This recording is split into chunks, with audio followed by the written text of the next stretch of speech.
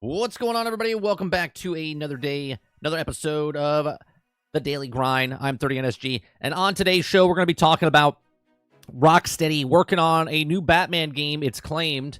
We're going to be talking about Elder Scrolls Online has made $15 million a month for 10 years, it's claimed.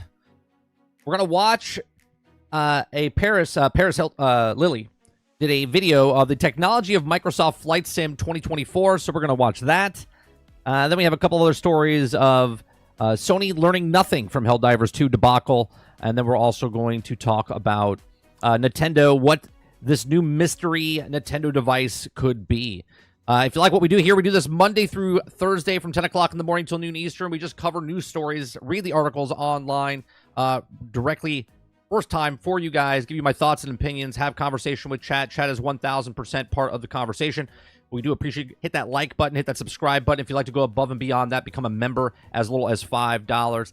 Hit that like button. Lots of people just don't even think about it. They're just like, yeah, whatever. But that really does help out on YouTube. It's like you know when you go to a comedy club. I don't know how many people have gone to a comedy club recently, but there's like a one drink minimum type of thing, right, to help out the club. The like button's the one drink minimum, right? Hit that like button. All right, so what's going on, chat? What's going on, Hilly? What's going on, Travis? What's going on, Jason? Who else is here? Roic, good morning. Roadkill, good morning. Eclipse, good morning. Papa, good morning. Sarge, what's going on? Dolphin, good morning. We'll start off with this thing from Travis. Woke up this morning and realized a shocking truth. No matter what is shown today, someone will complain. Why? Because complaining is the new passing time. Travis, you do understand you're complaining about complaining, right? Pointing out that people are going to complain that you're complaining about, right? I'm not the one that said I don't like complaining. Obviously, everyone criticizes and complains, but of course, someone's always going to complain. There's always going to be a complainer.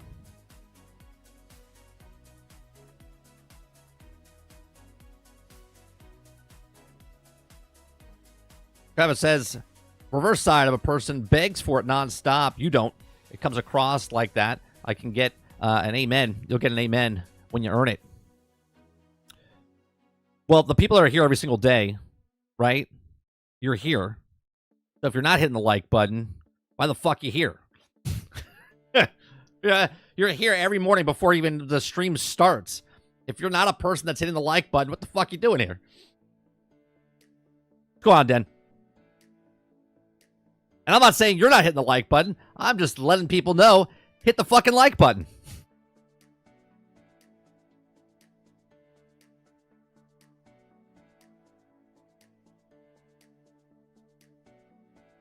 Hilly says, I just had a car. I just had my car just over a year and discovered I can change the steering wheel position. Yeah, a lot of people don't know this. But like I said in chat, I was like, yeah, it's been, at least in the States. I don't know what type of car you have or whatnot. But I remember when I first got my first Dodge Dakota. It was my first car that I owned myself. And it was like 3 months in. And I realized that there's a little lever that you pull underneath the steering wheel. And it goes in and out and up and down. And I was just like, what? And I had manual windows. And then I remember my next car that I had power windows, and I was like, this is amazing. Then I went from power windows to like rear air conditioning, right? Then I had like a sunroof, and I was just like, oh my god, I'm in the next tax bracket. Crazy. Now we have heated seats. Heated seats. The best.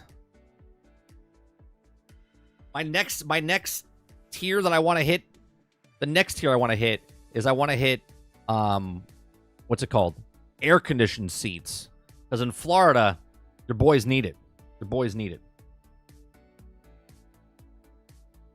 Ron Slusher says, I'm excited for Concord Remaster Pro Edition. I have my $850 ready. Go on, Quintar.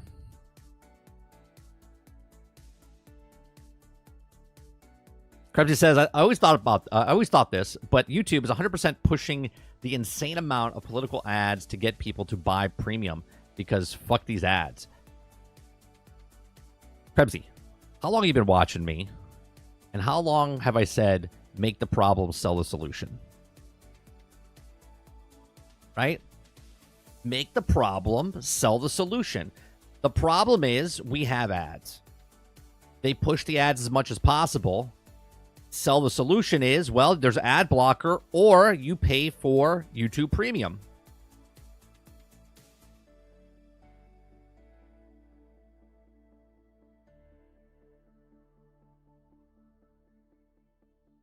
Dolphin says, I almost crashed my car adjusting that while driving.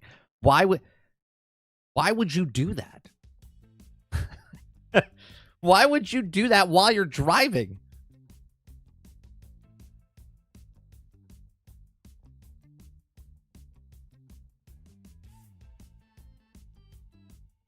Waterbear says, Rocksteady should make Batman based on the current movie.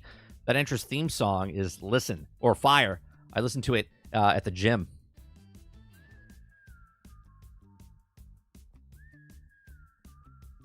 Sarge says, I demand the right to watch you for hours. Cause problems, make fun of people, never hit the like button, and never pay you a cent. Take that, bro. I appreciate that. I appreciate that.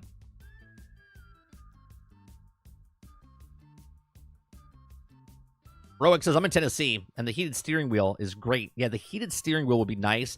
Right now, I just take the air vents and put it towards my hands as they're on the steering wheel, and that's fine. But yeah, I've been in someone's car that had a heated steering wheel, and I was like, ooh, like this is nice. I was like, I don't know what I would use it in Florida, but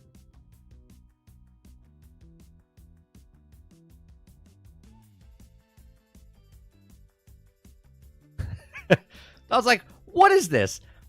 Because I also didn't know what it was. But if it's on the steering wheel, you're driving, right? You're going like 70 miles an hour, right? Hold on a second. Hold on. Let me get my props, okay? So I got my steering wheel. I'm just driving, right? I'm driving. I'm driving the car, and all of a sudden I'm going like 70 miles an hour, right? I'm like,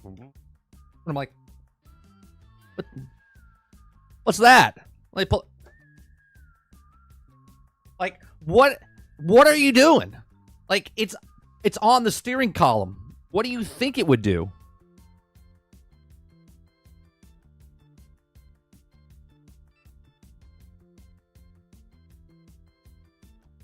Come on, Dolphin. It's exactly what happened. Yeah. That's the first time when I was driving. I was 16 years old. I'm driving on the highway. I was like, what would happen if I pull this little brake in the middle? What would happen then? What would happen then?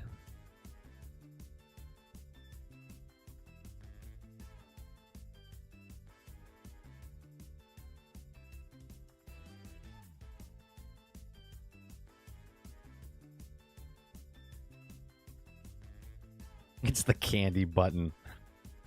That, you know, I just saw what you said, Jason. That would be pretty cool. If they make a Batman game, Batman Noir, or like in the 40s or 60s style Batman, that would be pretty cool, right? That would actually be pretty cool.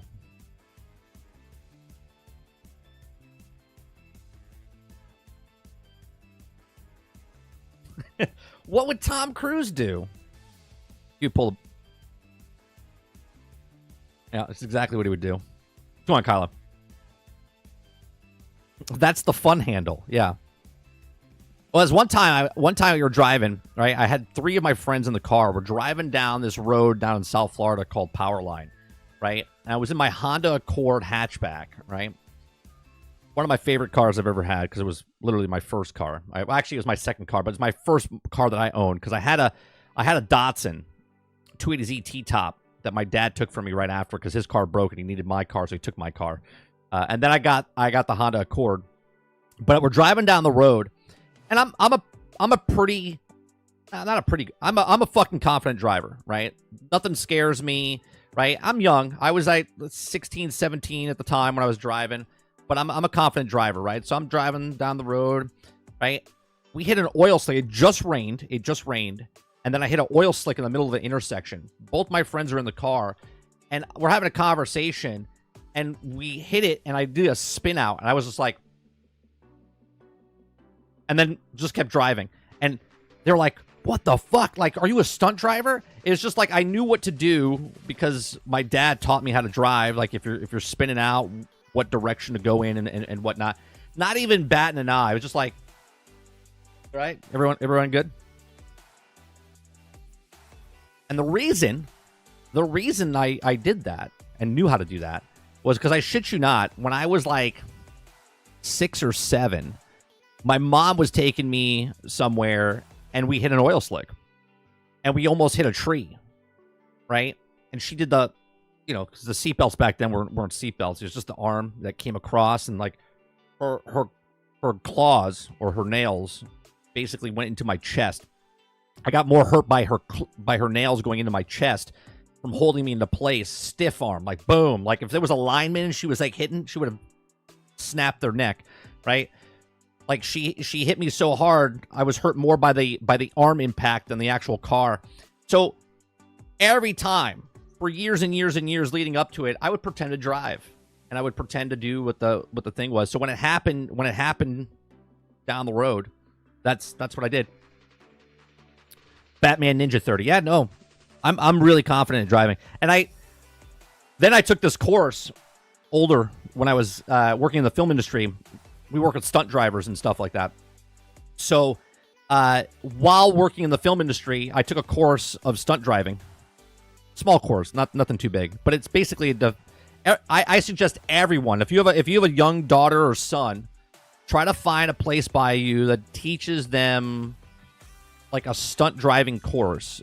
It teaches them the basics of what to do, how to do a burnout, a peel out, and stuff like that, but have control of the car and understand what you're working with. It'll also teach you about the hand thing underneath the steering wheel column. It'll also teach you what the handbrake does.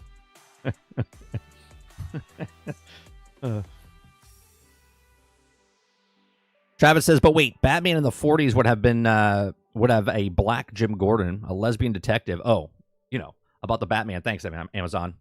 Oh, that's right. That one took place in the 40s, right? The new one. How did that show do? How did it end up good? I don't know.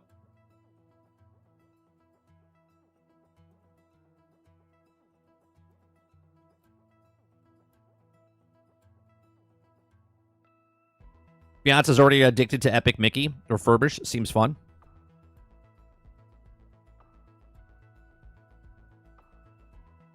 What was that show called? What was that Batman show called?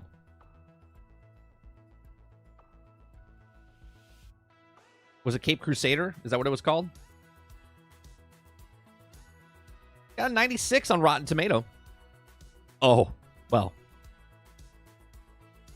Got a 96 by the reviewers, 56 by the, so we're talking like a 70, 76.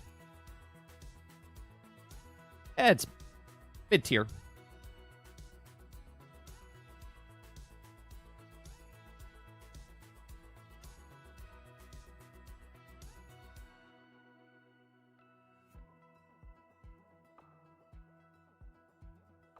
Krebs says, I thought of this last night. Ubisoft is praying that Ghost of Tsushima 2 doesn't get shown today since Shadow releases in 2 months.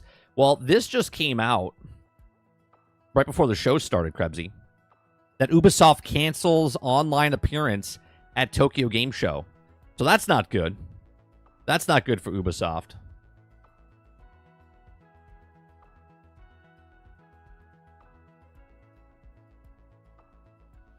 I guess we could start off with that. It wasn't going to be one of the main topics to talk about today. I literally just saw it right before we went live.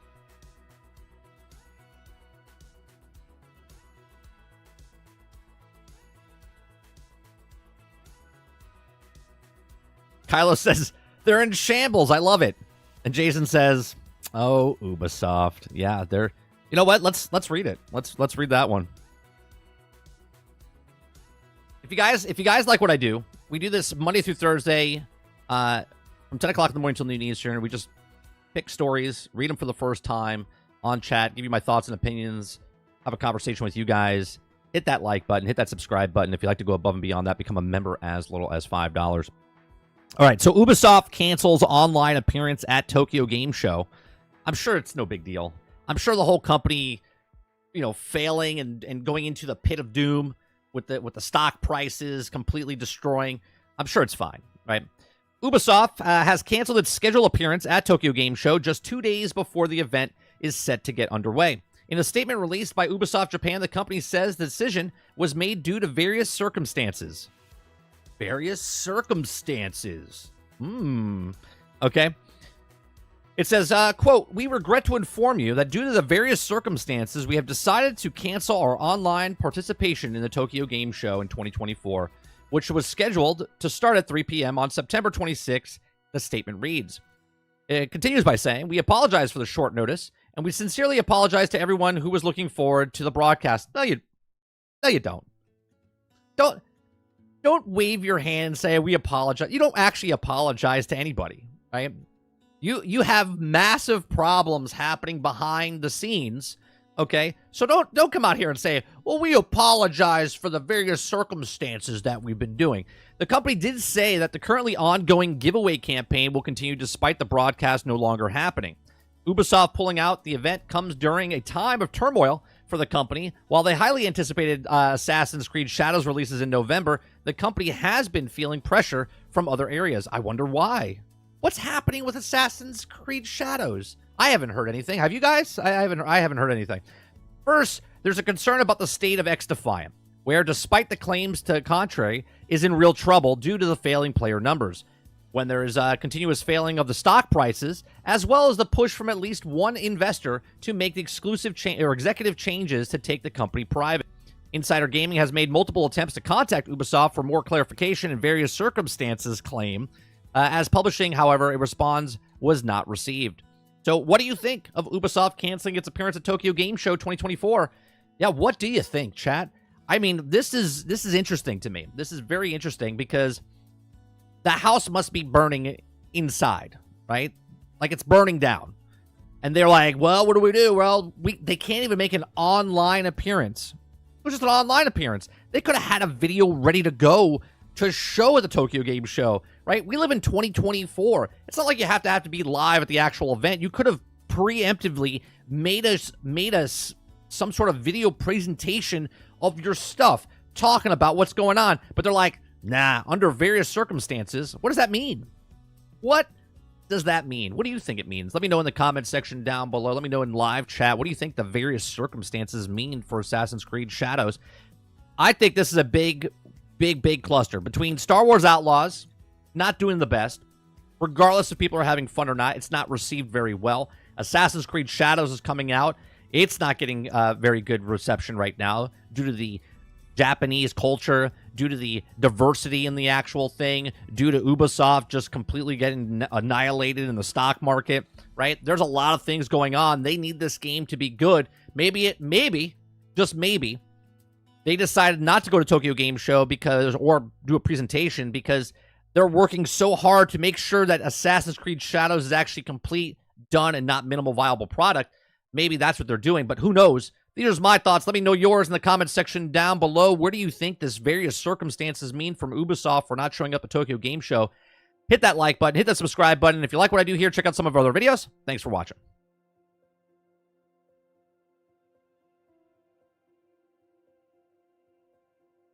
Did someone say Ghost will be at the show? Wishful thinking. They ain't got shit. I don't know. Look, this is what happens every single time, Mo, right? And I'm not saying just Sony people get excited. This happens at all shows, right? A show gets announced. Doesn't matter if it's Xbox, Nintendo, Sony, right? PC Gamer Show. People get excited about the show. The show happens and they're like, I saw like 1-2 games, whatever it is, right?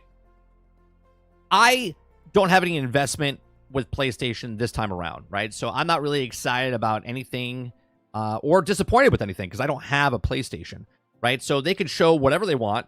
I do think they're going to show some things, right? I think that the DLC for Spider-Man, maybe Wolverine, right? But they said 20 games in 30 minutes, and 10 of those games are going to be basically remasters, remakes, or upscaling stuff to do for the PlayStation Pro 5, right? Or PlayStation 5 Pro. Krebsy says, that would be been funny if Shadows got shown at the Tokyo Game Show and everyone just booed them at off stage. Then Ubisoft says, you guys don't like Japanese culture to the Japanese? Oh, man, maybe that's why they pulled it. They're like, what do you guys got? We're going to show some Shadows to the Japanese crowd. They're like, I think we should do some various circumstances and get out of this. All right, sounds good. Let's do that.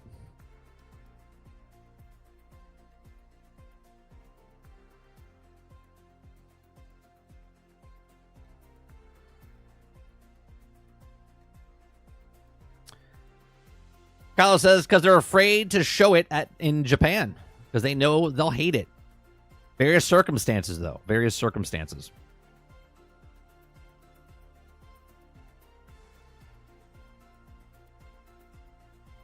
Chris says, no offense. Which means you mean offense. You shouldn't have to say no offense. Just say what you want to say. But I think Ubisoft, part of my comment, can suck it. Screw these French dev teams. Yeah, if you say no offense, that means you're going to offend somebody. Which doesn't matter because offense is taken, not given. So.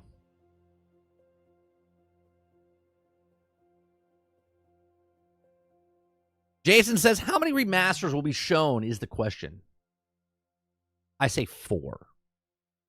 4. In some way, shape, or form, 4 remasters will be shown.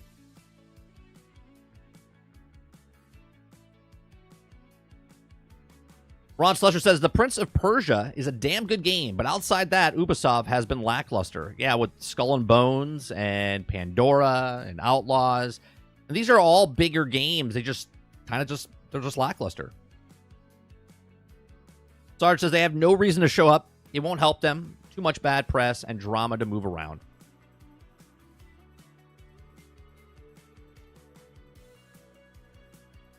Kyle says, personally, I think Ubisoft hasn't been good since the laid Splinter Cell to waste. Yeah. To me, it's just been okay, right?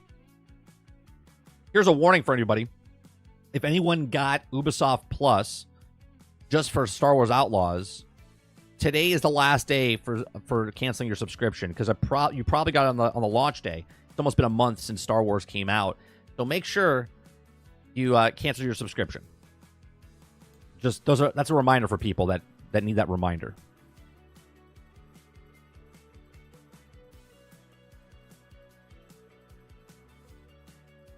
Jason says, the last Ubisoft game I bought was AC Syndicate, and even that was a chore to get through.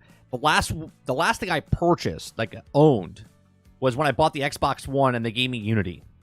And I was just like, yeah, or was it Syndicate? Which one was in France? It was Unity, right? I think it was Unity. Or was that Syndicate?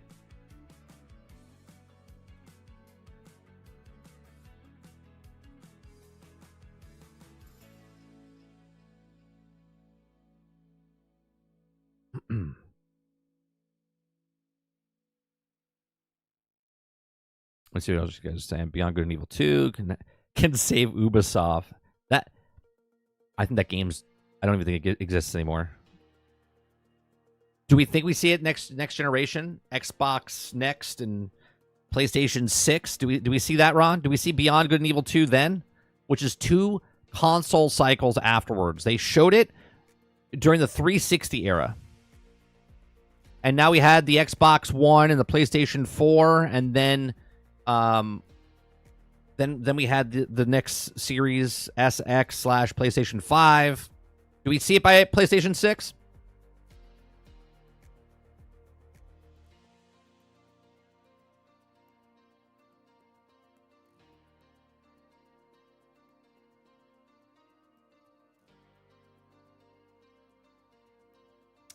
Unity was France. Syndicate was London. I think it was London. I think it was... I can't check. I don't have the actual thing. It was on my Xbox. I think it was Syndicate. I think it was Syndicate. No, one of them... Which one was super broken buggy when it came out? Was it Unity? Oh, you're welcome. You're welcome, Titan. Yeah, you're welcome.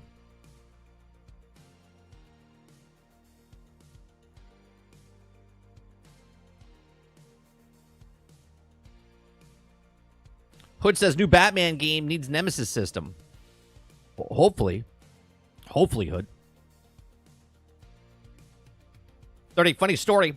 If you look at the moment the stock began tanking was in February 2021, which is when we got Beyond Good and Evil 2 announced. Coincidence? I think not. No, but the stock was tanking earlier this year, not back all the way back in 2021. It was Unity? Okay.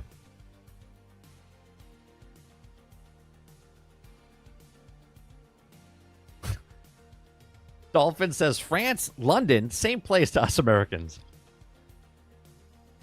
So wrong, but mostly so true.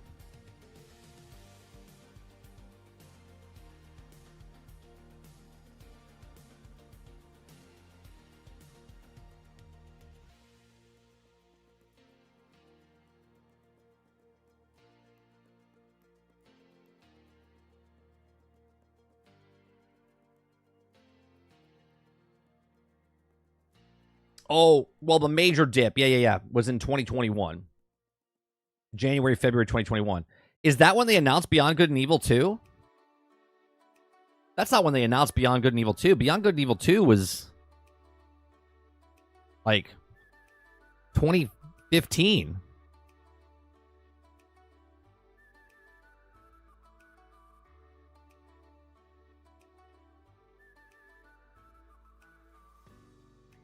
We'll talk about the Batman in just a second. What's going on, Josie Mac?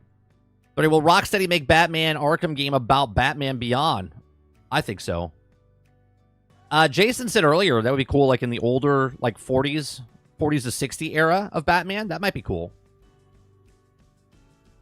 Here's the thing, right? So let's bring this up, right? Let's bring up the next topic of Batman since we're talking about it. Okay. You guys like what I do? We just bring up news stories, have conversations about them. Hit that like button, hit that subscribe button. We do this Monday through Thursday from 10 o'clock in the morning to about noon Eastern. We just have conversation. I give you my thoughts and opinions on the article that I read for the first time on stream, and then we have a conversation about it. Banter back and forth and whatnot. Okay?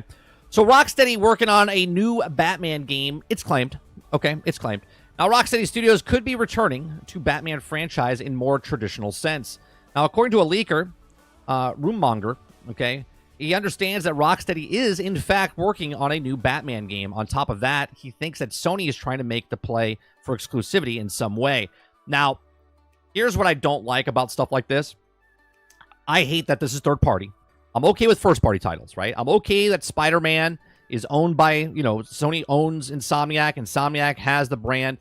I don't like third party. I don't like the Final Fantasy and other things like that. Anything that's third party shouldn't be paid for exclusivity, but that's just me, right? I like more games in more places. If you want to play this on your PC, you want to play this on your Xbox, you want to play this on your PlayStation, more places the better. If they're taking this game and shutting it down to Sony, that shows me that Sony is in worse shape than we thought, because they have to gatekeep some things to keep people coming back, okay? Which in my opinion shows that they're losing the player base to other platforms, okay? And I'm not saying Xbox, I'm saying other platforms, meaning if they're paying streaming services, if they're going to PC, if they're going for subscription models, whatever, okay? It says, quote, not sure which studio People's Dreams is, but I heard that Rocksteady are back making it, okay? And he said that in response to a tweet asking for fans, Dream developers on the next Batman game. I also think Sony are trying to money hat it, okay? So who's Dream developer to tweet asking for fans, Dream developers on the next Batman game? Dream developers, are they saying that Rocksteady, like that's who they're saying, Rocksteady? So no other information about the new Batman game from Rocksteady or entailed. The main question is, would it be similar to the Batman games of the past, single-player game, or would it be a live service route due to parent company Warner Brothers Games being determined to keep making them? Well, here's another thing, right? Sony wants to make live service games. Warner Brothers wants to make live service games. So do we make a Batman game, maybe more of along the lines of Batman, or I should say Gotham Knights, which we all know was supposed to be a live service game, but they took that out, and there's still remnants of it inside the actual game. Do they make a game like that? Do they make, because Rocksteady, let's be fair, okay? As much as you and I love those Batman games, and we love Rocksteady, okay? And I was a big component of this. I said Rocksteady has never done anything wrong to me up until the point of Suicide Squad, right? Batman games that came out, all 3 of those that they made, and then Montreal made the last Batman game, okay? They're all great. But Rocksteady is not Rocksteady of old. Rocksteady has completely changed. Most people that work for Rocksteady now are not the people that worked on the original Batman trilogy, okay? These are the same people that made Suicide Squad. And if Suicide Squad is what it is, okay, I don't have a lot of hope. Now, obviously, the story of Suicide Squad, I was one of the people that said the story was pretty good, but the game itself is lackluster. It's very repetitive and whatnot, but that's a live service game. Do they go the route of live service game with this Batman, or do they keep it to the single-player game? And even if they do keep it as a single-player game, this is not the Rocksteady of old. So I think people should keep their expectations pretty goddamn low for this, because yes, you are excited that a Batman's game coming back. Rocksteady, the saviors of one of the greatest comic book games ever created in the Batman Arkham series, okay? This is not the same company. So to think that they're going to come out with a Batman game and it's going to be as good as those, I think you're going to set yourself up for disappointment pretty bad, okay? So Rocksteady hasn't worked on a true Batman game since 2015, which is 10 years. Batman's Arkham Knight wrapped up the original Arkham trilogy. Since then, they worked on Arkham's VR, okay, for PC or PlayStation 4 in 2016, and 2023's disappointment, Suicide Squad Kill the Justice League. Okay, it's important to keep in mind that Insider Gaming has yet to independently verify this information, nor was it anything has been officially confirmed by Warner Brothers Games or Rocksteady themselves. That said, if they are working on a new Batman game, it's still likely years away from any sort of release. Here's my thing, okay? If they're working on a Batman game, they're putting so much pressure back on themselves. And I get it. Gotham Knights came out, and people are like, this is not the Batman game we wanted. Right? Suicide Squad came out, and people are like, this is not the Batman game we wanted. And now, they could be going back to the Batman game, but is this going to be the Batman game you wanted? Right? Who's to say that Warner Brothers is not making a Batman game, Lego Batman game? Who's to say they're not making an off story of Batman? Right? Who's to say they picked the right era for you guys to like the Batman game, right? Jason Marshall was talking about, what about if they went to the 40s and 60s? That'd be cool. Someone else said Batman Beyond. That would be cool as well. What about if it's none of these things? What about if it's like what I asked for when I asked for a Transformers game, and we get a Transformers game, but it's a goddamn kart racing game, or we get a Transformers game and it's a Battlegrounds game, where it's an RTS, right? Like, I want a lot of Transformers games, but we keep missing the shot of what Transformers games are. Okay, and at this point, I'm kind of like hopeless of like, are we ever going to get a Transformers game that I actually like again? Okay. And I feel like that's the same situation that the Batman team is in, right? Or the fans of the Batman games are, right? We want another Batman game. We love Batman. But the VR Batman game came out. People are like, this is not the Batman game we asked for, okay? So what is that Batman game that everyone's asking for? What is this Batman game that everyone wants, but no one's going to get, okay? And then when they come out with this Batman game, yes, it could be amazing, right? It could be the Batman of old. It could be like the Batman of what Spider-Man is. It could be Batman of what Wolverine is. It could be the next Insomniac games what Rocksteady's working on. But that's a whole lot of pressure for a company that said they didn't really want to work on Batman anymore. They took it and went to Suicide Squad, and then as soon as something didn't work, they run back to the one brand, which is Batman. Personally, I don't want another Batman game from Rocksteady because I don't want to chase the old. If I want to go play a good Batman game, there's a plenty of them out there. And I don't want to wait to be ruined by some live service, multiplayer, right? Whatever they have cooking with this Batman game. But these are just my thoughts. Let me know yours in the comments section down below. What do you think? Is Rocksteady working on the next Batman game? And do you want them to be working on a Batman game? Or do you just let it set sail and pass and let it go? Because it's just not the same Rocksteady. Let me know in the comments section. Let me know in live chat. Please make sure you share, like, subscribe, and if you like what I do here, check out some of our other videos. Thanks for watching.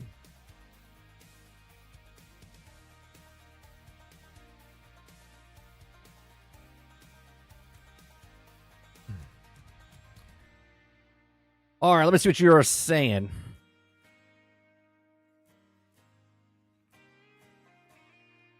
Chris says, now that would have been way better. A Batman Beyond game set in the cyberpunk future of Arkham and Gotham City? That sounds awesome. But that I'm gonna take that out of my head, because when it comes out, Chris, and they make this next Batman game, we're like, oh, that's not the Batman game we wanted.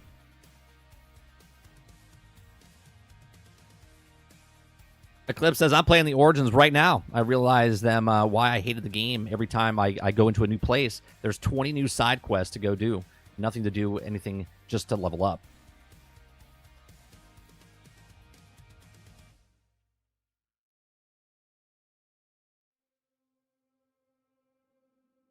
Let me see what you got. Travis, that's Shadows Talk.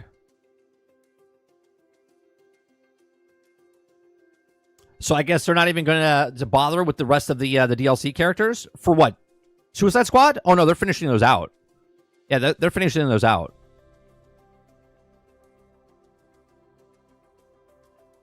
Yeah, we're closing in on the next character soon.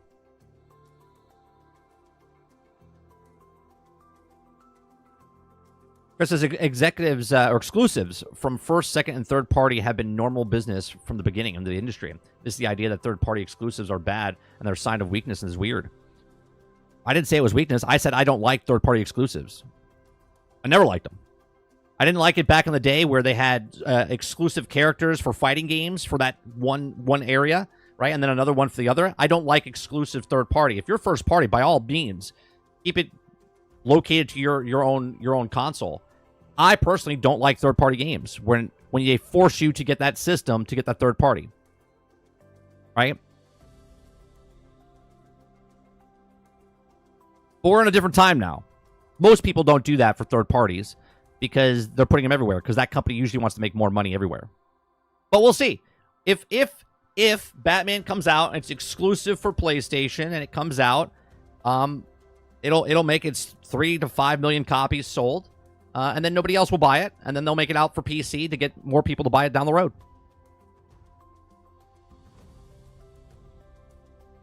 Travis says Gotham Knights and Suicide Squad should have swapped places, 30. Actually, yeah. I see what you're saying. Gotham Knights actually be a live service game and Suicide Squad do what Gotham Knights did? Yeah. Yeah. I agree with that. Hindsight looking at it, 2020. Yeah.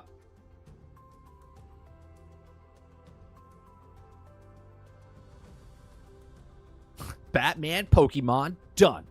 That's it. WB shareholders leaked this news. Okay. They still have to confirm it, though.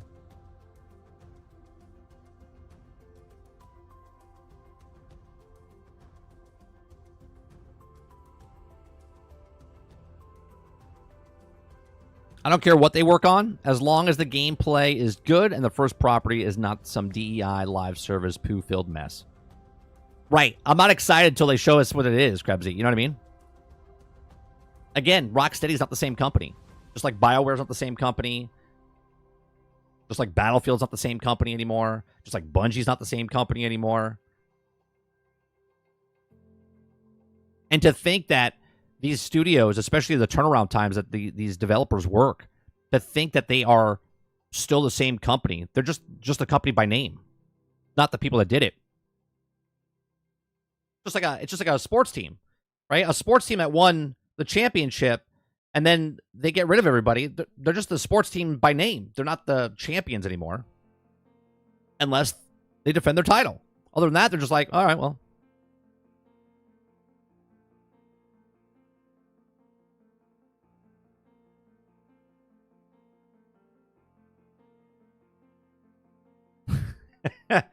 Travis says, 30, you said Cyberpunk Batman. The studio heard Batman with issues of Cyberpunk.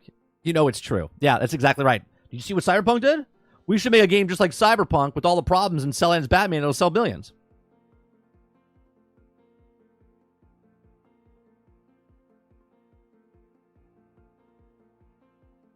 Yeah, Kraken. Just like Harry Potter or Hogwarts Legacy had that one exclusive mission that now came out, what, a year and a half afterwards, right? Or Destiny, where they had a certain strikes that came out a year and a half afterwards. All that stuff is stupid.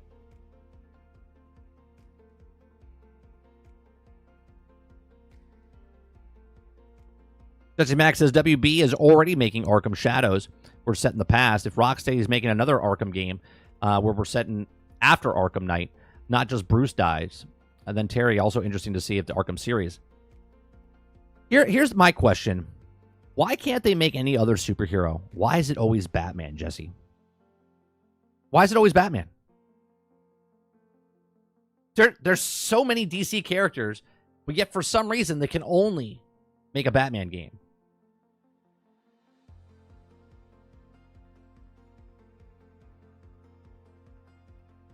Here's my problem, though, Eclipse. Even if they showed something, I'd be like, like that Batman VR game? This looks like what? Okay, cool. It's another VR. VR, to me, you can't sell someone on VR until they put the headset on and then actually feel like they're in the actual game.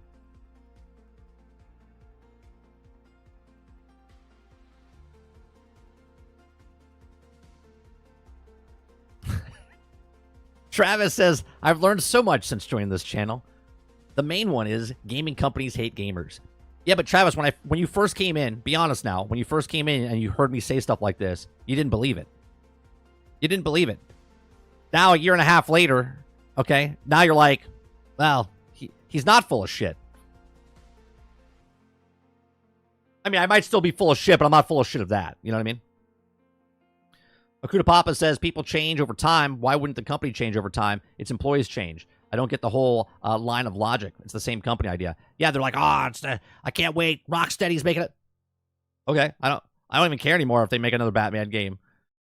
That time is great. Like, I have those games. I can go play them.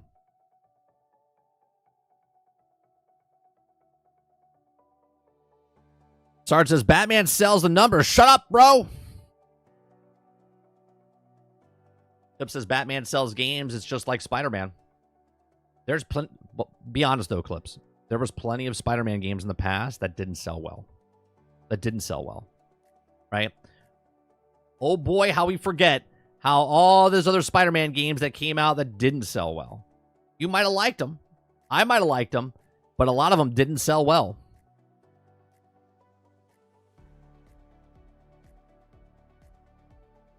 El Nini says it's Batman because money. What, you can't make money off any other character?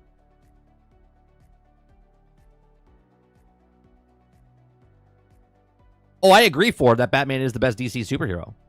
But you have hundreds of superheroes, and they're like, yeah, let's just make another Batman game. Like, beat a dead horse.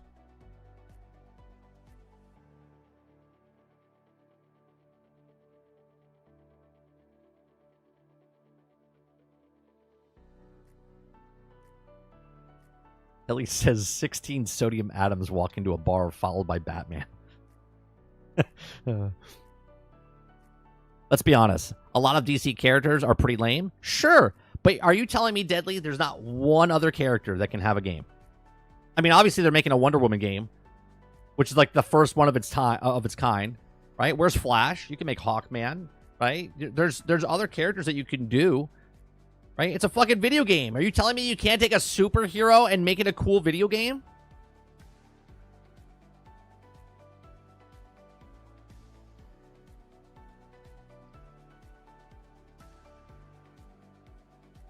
How is it?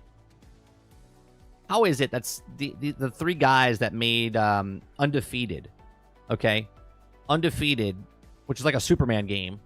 That looks cool, right? But yet, everybody else like, yeah, no. Let's see, we have 1,000 DC characters. Who could we make? Like, you can make a Green Arrow game and make it like Assassin's Creed, right? And people would look at it and go, well, that would just be Assassin's Creed. Yeah, but it's Green Arrow. And people that are fans of Green Arrow would be like, oh, this is cool. This is cool, right? You could make a Flash game if you really wanted to, right? And I'm not talking about like a stupid arcade game of Flash. Like, you can make an actual Flash game. You could make a Flash game and tell us the origin story of Flash and go through what Flash is, just like they did with Spider-Man games in the past.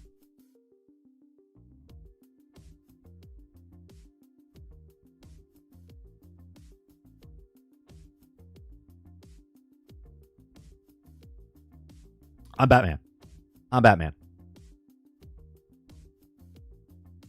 Right, a DC Ultimate Alliance could be cool. Their online game is still online. DC Universe Online is one of the most popular comic book games. It's been around for like 12 years, right? And yet they're like, let's just make another Batman game.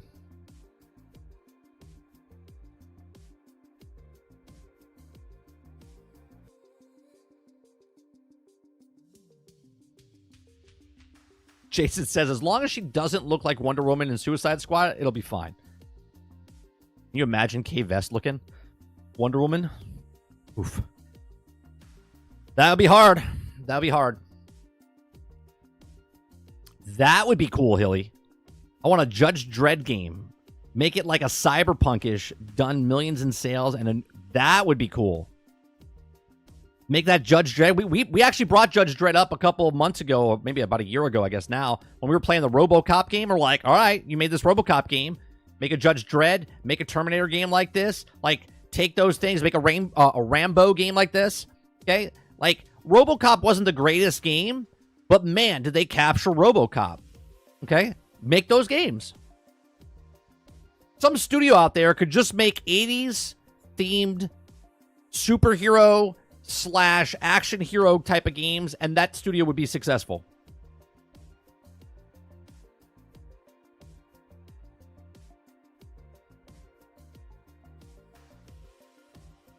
That'd be a pretty cool idea, Kraken. We need a villain game where you take over the city. This is why I kind of like Suicide Squad, right? You got to admit, Suicide Squad's premise, when you're pitching it, like, instead of playing the good guys, you're playing the bad guys, and you're going against the good guys, right? Which is a pretty good premise. They just failed it miserably. Because by the end of the game, you're basically on the same side as the good guys. You're like, well, there goes the bad guys.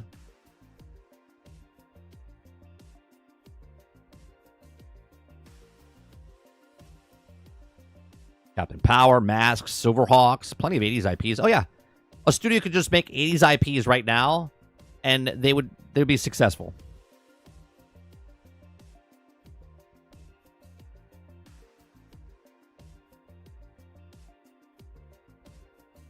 Kuda Papa says, 30, the only problem with the DC Universe Online is its players' population. It's only got about 400,000 players, and 1,200 per day compared to most other MMOs. Yeah, but that's still profitable. And at the end of the day, it's been around for over 10 years, Kuda Papa.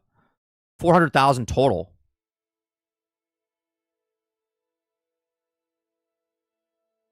Right? ESO, Fallout 76, DC Universe Online. You don't have to have millions and millions of players to play.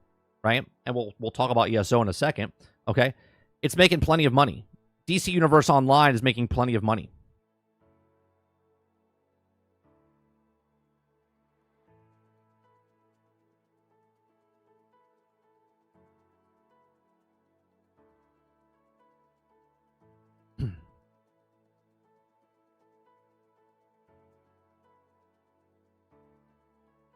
Deadly says, I would pay to see Mask live action movie and the video game tie-in. My problem is if they did a Mask live action movie, it would be too much like Fast and Furious. That's what I feel like it would be. Feel like a mix between Transformers and Fast and Furious. What's going on, James Thomas?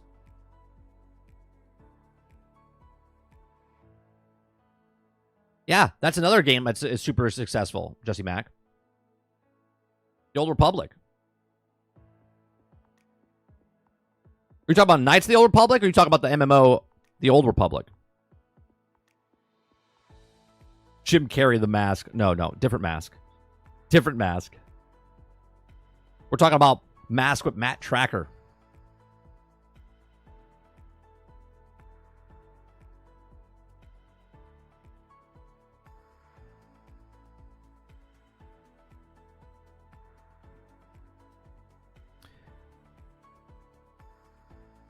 I think they've completely scrapped DC Universe Online, made a new game and a new engine with more modern amenities in the MMO. It would be good. Well, they updated.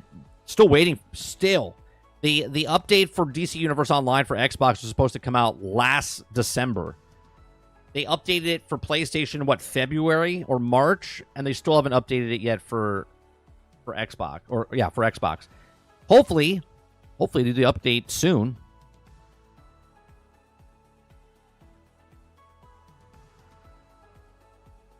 Oh, you're talking about the Knights of the Old Republic.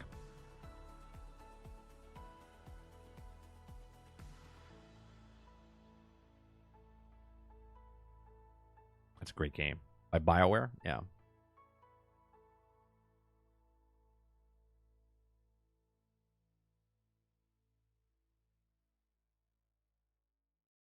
Yeah, Mask. Mask. What is it? Mass Crusaders working overtime, fighting crime, fighting crime. Secret Rangers.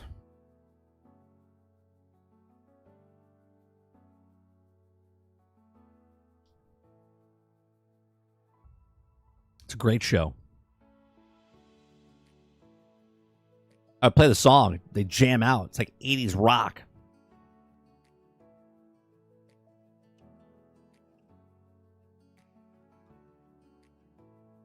Eclipse says DC Universe or DC Online is good, but every time they put something new out, it's just reused content. It gets old.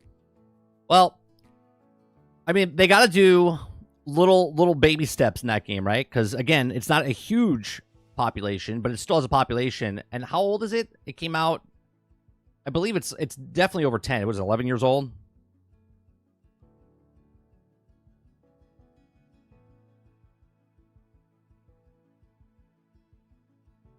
(2011), 14 years old, 13 years old, going to be 14, right? Everyone's like, oh yeah, Destiny with the 10-year, I made 10-year. Like, this game is at 14. World of Warcraft's past 20. You got what's it called? What's the other game that just recently, ESO, past 10. They're at 11 years.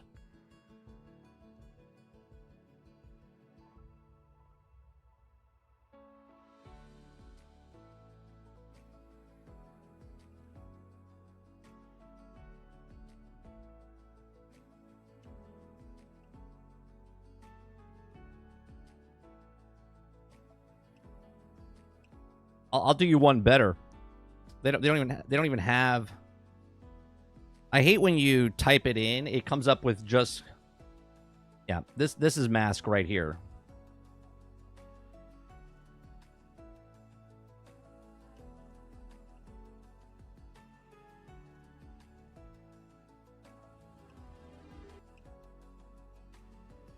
Hold on. I gotta mute it because I don't want them to. This is it right here, right? And I'm gonna talk over it just in case they want to hit me for it. But this is Mask the cartoon. I have the toys. I literally just gave them to my son about 3 months ago. My whole collection of Mask, I just gave to my 10-year-old son. He loves them. He's like, how come I don't have cool toys like this? I go, you do now.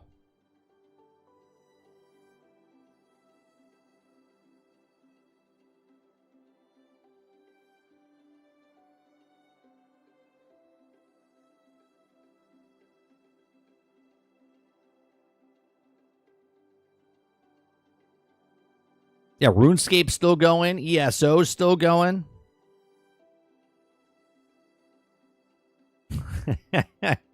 Hey, Kraken's like, Concord just passed. Oh, wait. Never mind.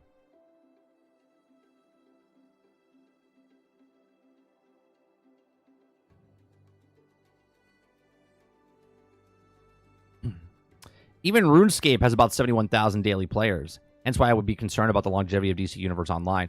Yeah, but here's the difference. I know people don't want to hear about this, Akuta Papa, but comic books have always been a niche market. Okay? If you go back at some of the highest grossing comic books of all time, it's much smaller than people would think. The comic book industry, okay, is a small group of nerds. Okay? And then when they take those comic books and they make them into movies, it becomes a broader audience because they're bringing in normies.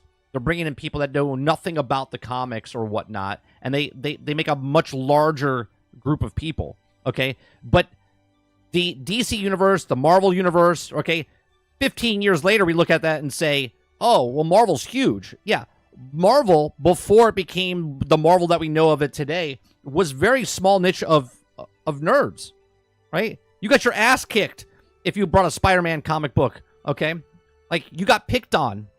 Now it's pop culture. Now it's popular media. Now it's known to, it's awesome to shit on it. It's awesome to love it, okay? It's a completely different landscape. RuneScape is just a video game, right? It's just a video game, right? There's a niche market that plays video games, and there's a niche market that reads comic books, and then there's another niche market that reads comic books and plays video games.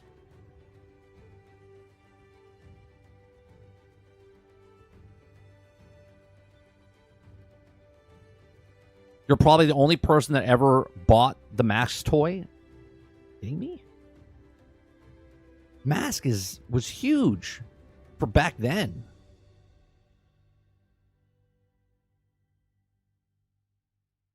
Everybody says Batman Arkham Multiverse is co-op game that you play as two Batman. One Batman is from the future and the other is past. Both team up to what the Brainiac has done in Suicide Squad.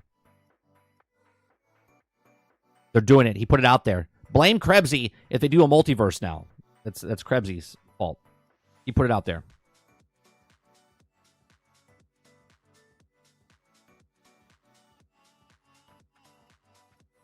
Kuda Baba says, oh, I agree. I'm just saying it could bring more people in by changing things and making it a new game that could have been a market. But the problem is it's a niche market. It's a niche market.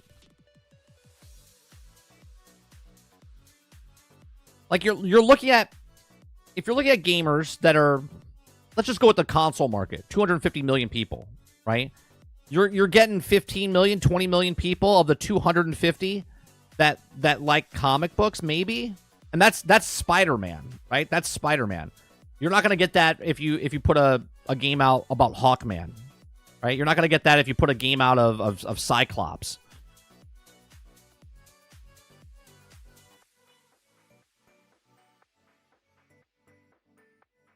No, we're not talking about Jim Carrey's The Mask. Get out of here with that shit.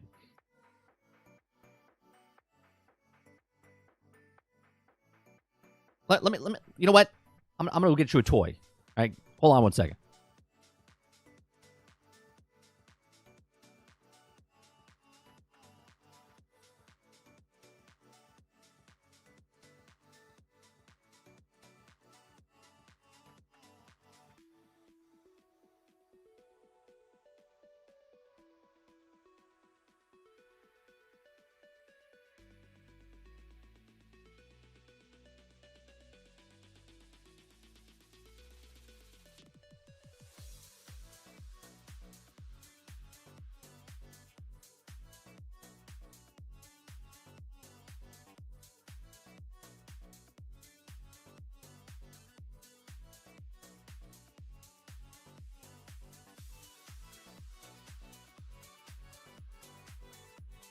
This is when toys were toys, man. This is the original car from Mask. Okay. Okay. These things were built fantastic. Okay. Look, the springs still work in this thing. Okay. It's a flying car. Okay? It's got like missiles and stuff or bombs that drop out from the bottom here.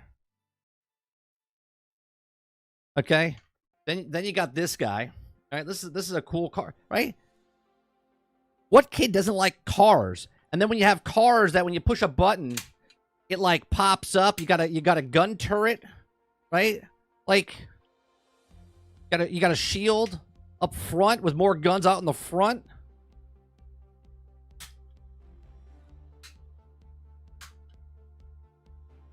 These things are freaking awesome. They don't make toys like this anymore.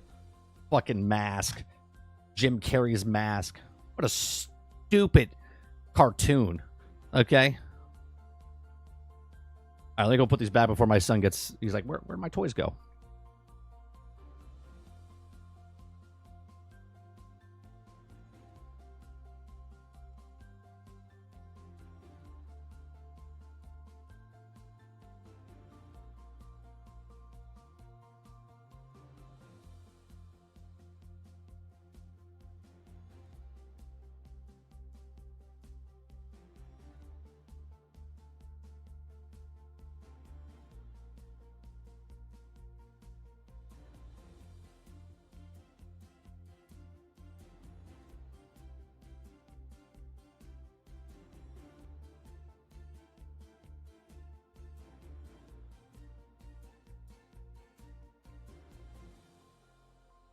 You guys want to see something cool?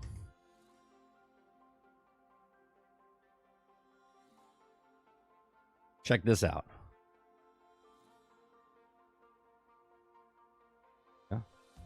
Yeah, you got.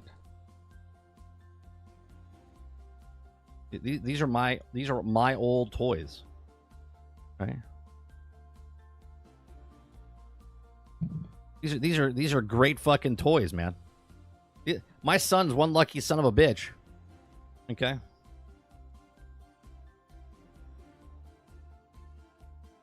Look. This is the real Green Arrow. Okay? That's old school Green Arrow.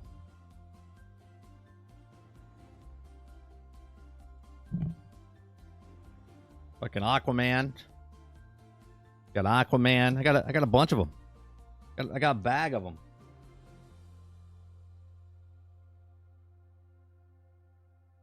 All right, look at this. That's the real Green Lantern. That's the Green Lantern I grew up with. Okay.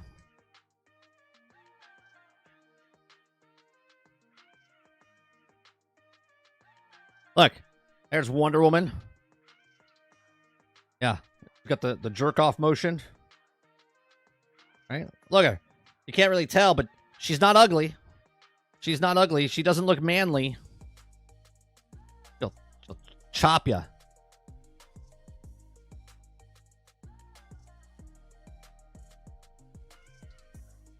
You got the Joker. He does the jerk off sign too. Look at that. International jerk off sign.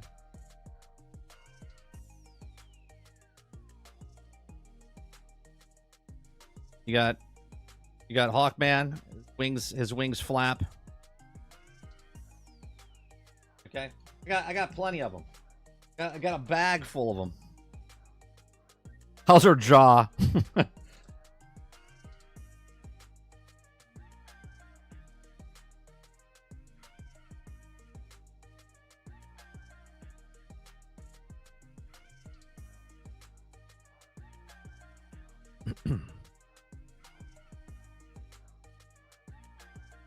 We still have our Tonka trucks. You can kill someone with those things. You can kill someone with a Tonka truck.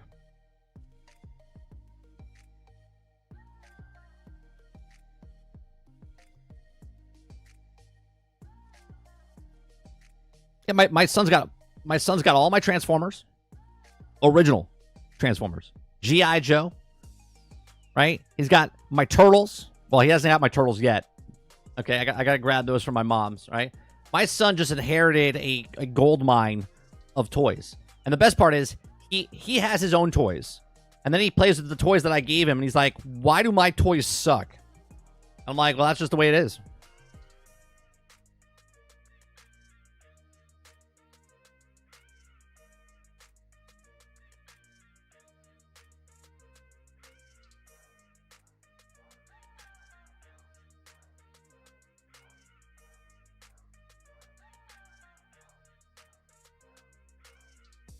So where are the screens?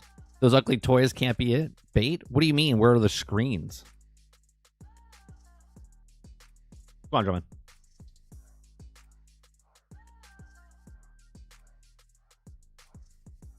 Got a guy I work with, and his truck painted it, and that it looks like a Tonka truck. He also plays... Oh, nice. Yeah, the toys now are just cheap materials. Like a Transformer... That I bought him a Transformer last year, 2 years ago, and it literally transforms like it's like you slide something out, you put something up. It's like the mini version that I used to have of like Beachcomber or Bumblebee, right? Where it was like very simplistic, but now it's larger, and that's all it is. Like super lame.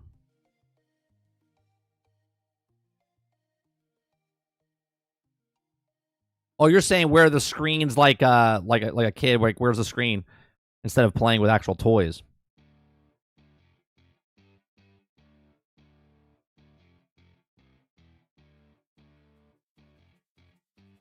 Your dad threw away all your classic toys away when I wasn't home? That sucks.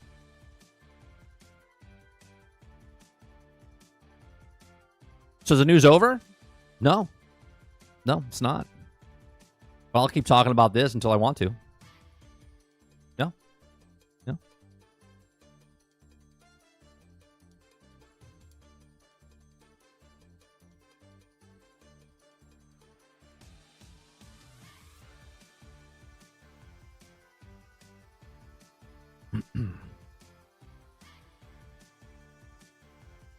Voltron, no.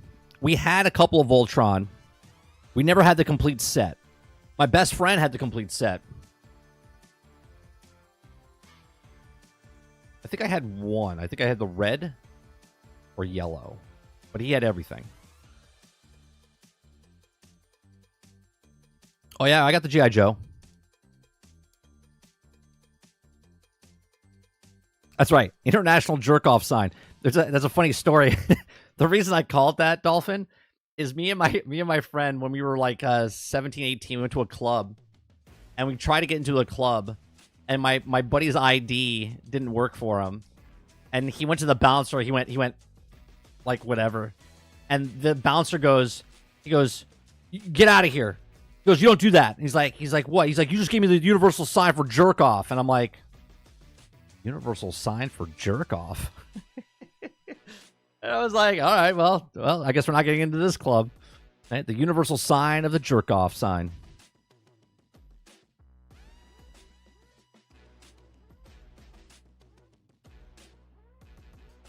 No, Drummond. I had all the He-Man. But when we were kids, my mom gave away my whole collection, Castle of Grayskull and everything, to someone that was less unfortunate than me, right? Less fortunate than myself. So we gave them away to kids that never had a Christmas or whatnot. There's a couple toys I had that we gave away all the stuff.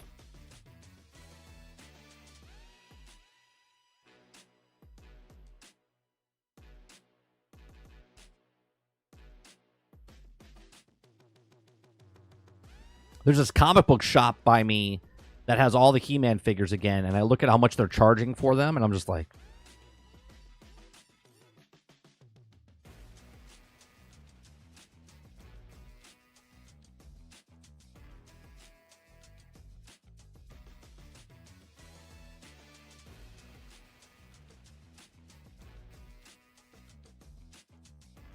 It says, those toys need a screen for modern kids. Kids need a Subway Surfer, Roblox, YouTube, all opened up at one time because they really don't give a shit about the action figures these days. My son loves playing. There's a mess in my house all the time. I got to teach my kid. Is there an app to teach him how to clean up? No? All right. There needs to be an app on the screen to teach him how to pick up after yourself.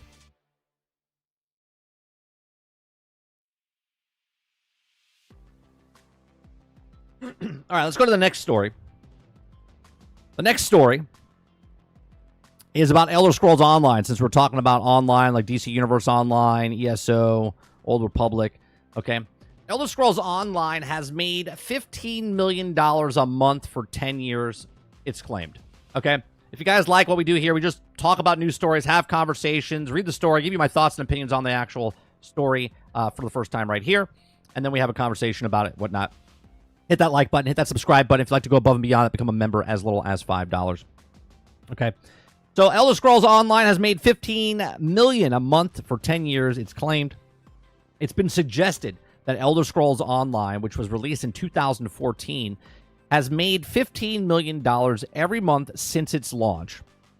Okay, its claim goes hand in hand with the report that ESO, which is maintained by ZeniMax Online Studio, has racked in a whopping $2 billion since 2014. And that doesn't mean it made that much money each year. It could have made it up front and then died off a little bit at the end, or maybe it made, whatever. But I get it. If you divide it over the years, it's made 15.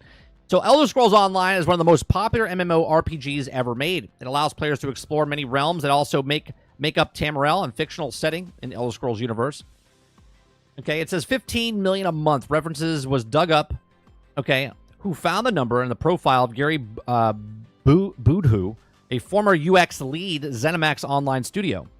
It says, I've mentioned this in a claim because Boohoo profile suggests the departure from ZeniMax Online Studios in 2016, just 2 years after Elder Scrolls Online was released. On his profile, he writes, interaction, design, information, architecture, digital assets, working alongside the content business teams to drive $15 million in monthly revenue for over 10 years. It's possible he's still plugged into the ecosystem and just knows that how much the game has continued to make since the beginning of release a decade ago.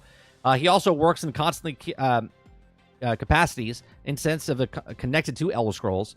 The Elder Scrolls Online is one of ZeniMax's most successful games ever, and since being released 10 years ago, it has also succeeded at pulling in and holding the attention of millions of gamers worldwide and still receiving sizable expansions today. And with the still being one of the more ground to cover across the game's universe, it likely remains online for several years to come, right? So obviously it's claimed that it's made 15 million. We don't know, because let's be honest, if it made enough money, they would be out here telling you how much money it made itself. But this is someone that used to work for the company who no longer works for the company and said this is how much it makes. So maybe he still has an insider or something and spilled the beans or whatnot. But I kind of agree with this. Like, why would a game, we were just talking about it, like a DC Universe Online, like a Elder Scrolls Online, why would they keep it going if it wasn't making money? It would have to be profitable in some way, shape, or form, right? So we heard that Diablo has made $1 billion since it launched 1 year ago, or a year and a couple of months ago. Okay, like this is Microsoft's business model. Now, obviously, Microsoft didn't own ZeniMax besides just 2-3 years ago. Before that, for the other 7 years, ZeniMax was making money hand over fist with this game, and if they didn't make money, they would have made Elder Scrolls 6 by now. Okay, or they would have closed the studio. Now, we can look at the numbers on Steam, where it would tell you like what Elder Scrolls Online is, and it's not going to be very big. It's not going to be very big, right? It's not going to be very big. Elder Scrolls Online Steam charts, yeah, it's only got about 10,000. Okay, 10,000 right now, 14,000 24 hours, and only 49,000 all-time peak. But apparently, it's making money over on PlayStation. It's making money over on Xbox. And there's a lot more people. Now, even if, let's say, this is like 20% of concurrent, right? Or, I'm sorry. Yeah. So maybe there's about 140,000 people, right? 140,000 people playing across the board, but concurrently 14,000, right? Different time zones, different things. I believe it, right? 15 million doesn't really sound too much in this day and age, right? $15 million, especially when you read numbers that Xbox is spending $1 billion, right? Because 15 million for the year is only what, $180 million, right? For the year, 15 times 12, right? It's like $180 million for the year. No, that doesn't seem like a lot of money, but that's still $180 million. I wouldn't complain if I made $180 million for the time. But for the most part, I think this is a reasonable number, right? And how much does it cost to keep the company up and running? How much does it cost for, let's just say it costs $1 million, $2 million to keep the servers running up each and every single month? Well, they're making 15 a month, so they got an additional $13 million they can use to keep everything running and the expenses while they pocket the rest of it, right? And a lot of people don't look at this, but this is the business model of Microsoft, right? Not only are you getting a monthly payment, not really a monthly payment, but they're making microtransactions if people bought the game and are paying for the monthly fee for extended backpacks or whatnot. If they're making 15 million a month from this game, and then we don't know what they make for Fallout 76, but that's making income every single month. Then you have Call of Duty making money every single month, and you have Sea of Thieves making money every single month, and Forza Horizon every single month. They're making plenty of money across the board. Diablo made $1 billion in a year.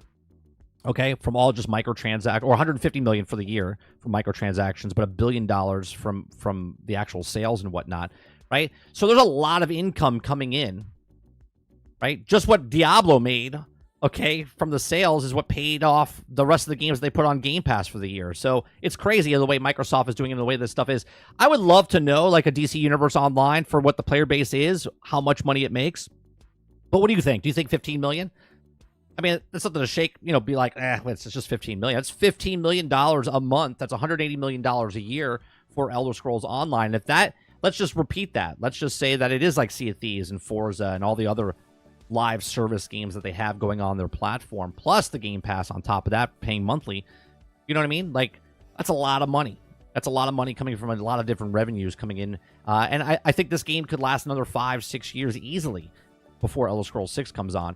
And I think once Elder Scrolls 6 comes out, I think the population will drop off of this because they would want to go play the single-player experience with that. Or do they make the Elder Scrolls, do they make it more like Starfield, where it is a single-player aspect like they have in the past, or do they make it more like a Fallout 76 where they make it a more of a it's single-player or co-op where you can pay for private servers and whatnot in the future? These are still things we will have to figure out once it comes out. Let me know what you guys think in the comment section down below. What do you think of Elder Scrolls Online potentially making $15 million a month? Do you believe it? Do you not believe it? Let me know in the comment section. Let me know in the live chat. Please make sure you share, like, subscribe. If you like what I do here, please check out some of our other videos. Thanks for watching. Halo makes money too. Halo is profitable. I think Grubbs just came out and said that Halo is profitable. Take that what you want. You know what I mean? Right? All of their games make money here and there.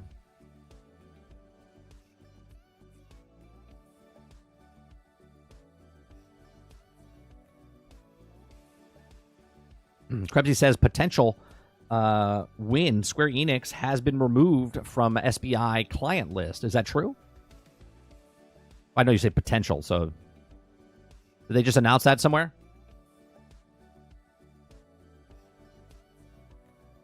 Like someone report that, or is it just a passing on Twitter?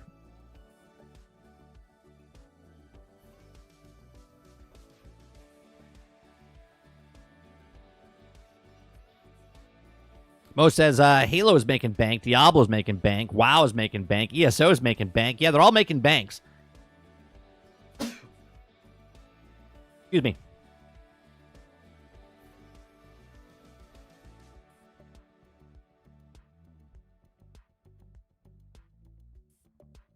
Deadly says, damn, hearing the news makes me think that maybe New World will continue on to be successful. Yeah, here's the difference, though. With New World, is there something in New World that gives you more storage? Is there a monthly fee that they charge for storage, or are they just charging the one-up fee? Right? Which is not a bad thing, right? They can make their money, and they're not really, you don't pay monthly for New World.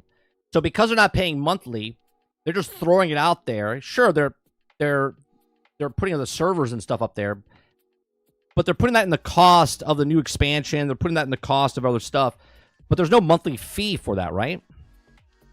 There's nothing that gets advantage. It's just is there a season pass that you pay for?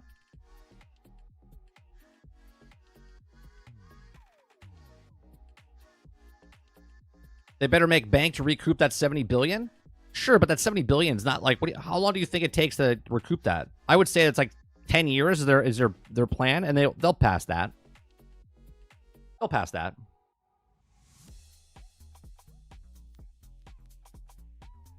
You gotta remember, it's 70 billion. Not to recoup that money. It's not just coming 70 billion from just Xbox, right? It's across the whole thing. Microsoft paid the bill. Okay, so they'll recoup that money real fast. Overall, as the company, as far as Xbox goes, maybe they'll be like, yeah, 70 billion, and we invested this, and we're looking to make our return on investment 10 years, 15 years. Again, I'm just putting numbers out there. I don't think they'll be like, yeah, we're going to make 70 billion. We need 3 years to do it. I mean, here, even if we just take the 3 games that make bank for them, Diablo, Call of Duty, and World of Warcraft, even if they just take and make $1 billion each, that's $3 billion. Okay, well, 10 years, it's only $30 billion. They need 20 years to get $60 billion. Okay?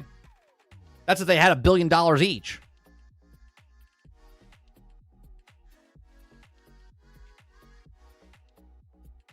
$1 billion is a lot of money, man.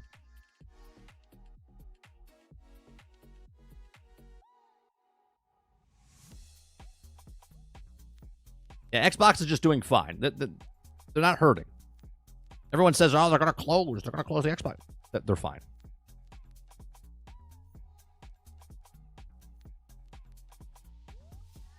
Yeah, they have a season pass. How much does the season pass cost? $10?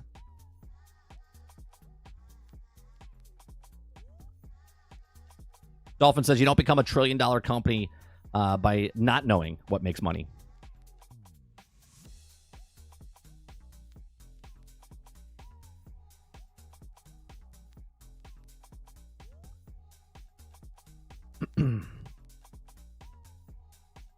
It's off of Sweet Baby Inc. website itself. Square was on the client list and then is no longer there. They could be still be working together, but just sharing the info. Well, that just means they could take it off, right? Maybe they don't want backlash and like take us off the thing. We don't want to be on there. They could still be working behind the scenes. Do they have to tell you? You know what I mean? Does Sweet Baby Inc. have to tell you who their client list is? I think they were using it as to get more clients, right? Like, we've worked with these people. They don't technically have to put that on there as in anything. It gives them more validation, right?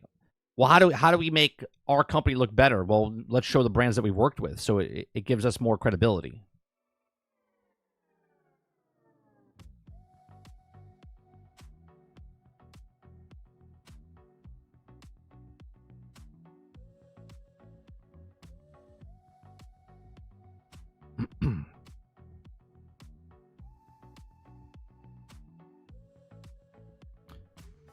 Deadly says, I think it's closer to 12 to 15, depending on where you live. Oh, right. I didn't even think about that. Depending on where you live in the region and country. YouTube is raising their prices up. They're raising their prices up almost like 40% overseas. So if you pay like $11, you're paying like $16 now for YouTube Premium. So everyone's pulling their prices up.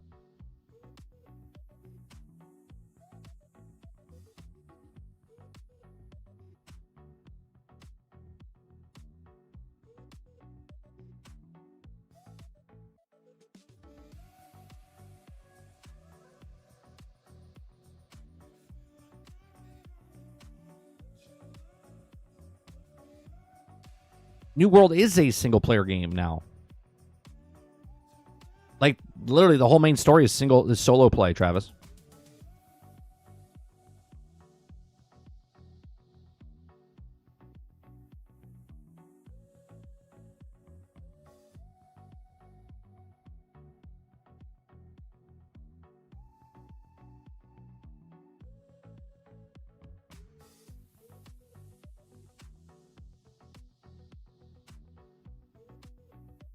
As in no online? No, it's an online game, but you can play the entire campaign solo. Like, New World is an MMO.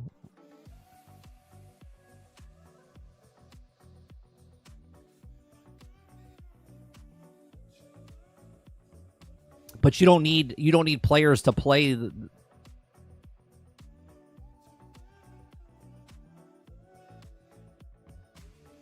like the content. Where did you put it?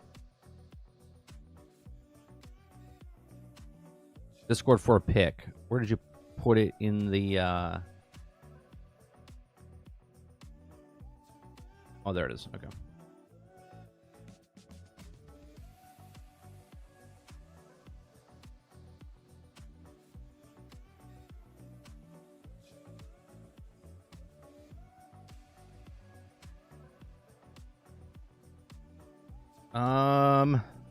Season pass rewards information. You got free and premium. Do you know how much it costs though? Where does it say the cost on here?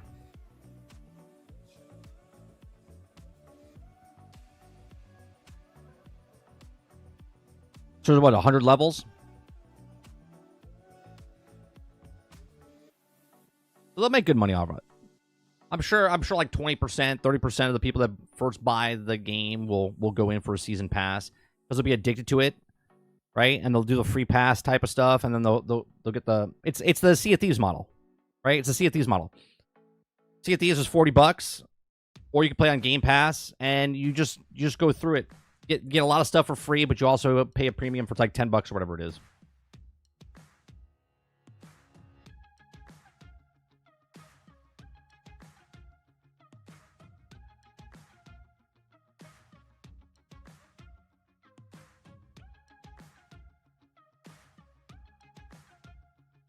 Yeah, but what's the bother though, Travis? You say you prefer if an MMO, but I'm still gonna like, even if it is an MMO, you can play the entire game by yourself. Like, you never have to go on a mission with anybody or do anything with anybody. There's just people. Here's the same thing I have a question about, right? I understand about the no online thing. You just want to buy the game, play the game offline. But the people that have the same complaint that you're saying right now, as far as like you don't want to play, like you said you're going to play the game, but what I'm saying is people are like, well, I just want to play the game by myself, right? Have the same complaints about Fallout 76. And in Fallout 76, you could play the entire campaign by yourself. You never have to team up with anyone or play with anybody else. They're just living in that world with you, right? That's what the New World is. It's the same exact thing. What's the problem with other people living in the world? Do you know what I mean?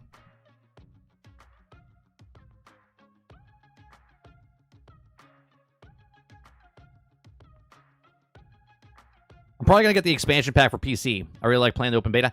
I think I might buy the complete thing again for console Eclipse. It's just easier for me to play.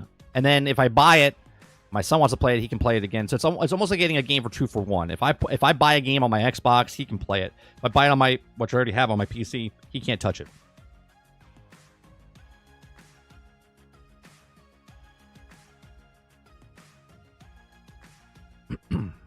Titan says, the gameplay design of MMO is grindy. Too much work and dedication, in my opinion. Sure, but that's why there's different games. There's single-player games, there's strategy games, there's car racing games, there's MMOs, right? Not every game is meant for everybody. Right? Just like if you like romantic comedies, or if you like horror flicks, or if you like action films, it's the same thing, right? That's why they make different types of games.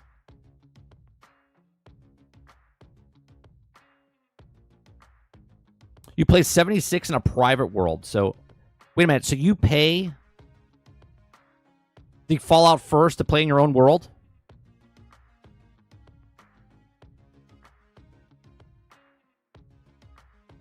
I'm confused.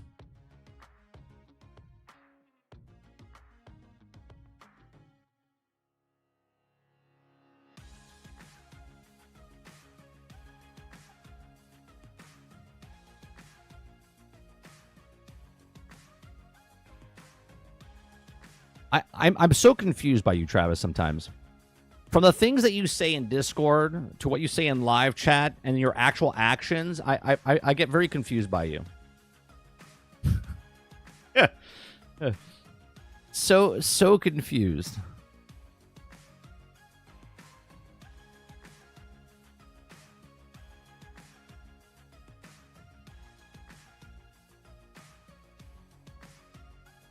Magic says it's an MMO, plain and simple. If you want an offline game, go buy an offline game.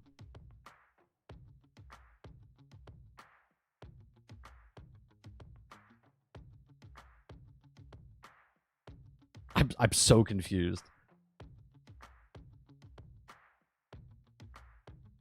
I mean, buy what you want, but I have a question. Why do you pay for a private server?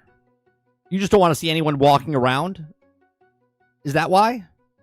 Because nothing happens if you play on the server with anybody else.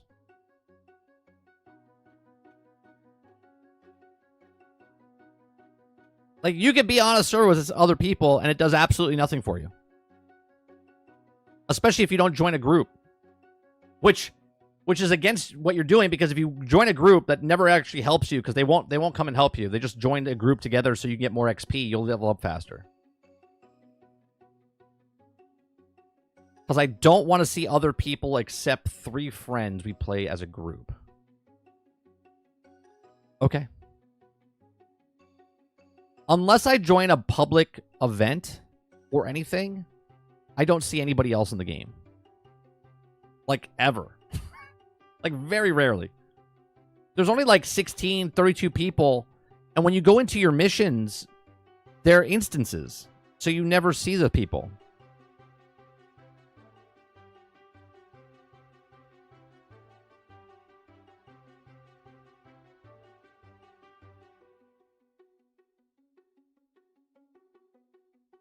Oh, I get that, Eclipse. But in Fallout 76, you got to pay for the private server.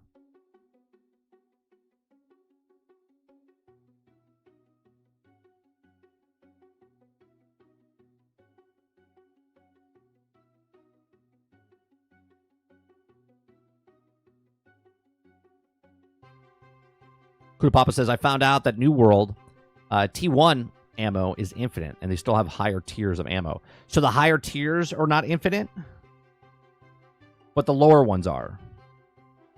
Ooh, that's interesting. That's interesting.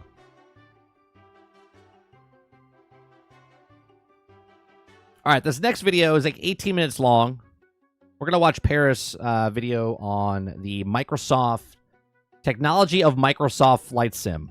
I like learning about a bunch of stuff. I want to see what this tech's like and what they're doing with the next game. Here's the thing that going on before we go to this, right? What I like about Fallout 76 is if I want to play co-op with someone, I can. And if I want to play solo, I can. What I don't like about Fallout 3 and Fallout 4 is that it's a single player and single player only. I wish I could play co-op with somebody. Okay? Like me and Sarge could just run around the post-apocalyptic world together and play. That's why I like 76. That's why I like Elder Scrolls Online. That's why I like New World, where I can play solo, but I can also play with another person that I want to play with.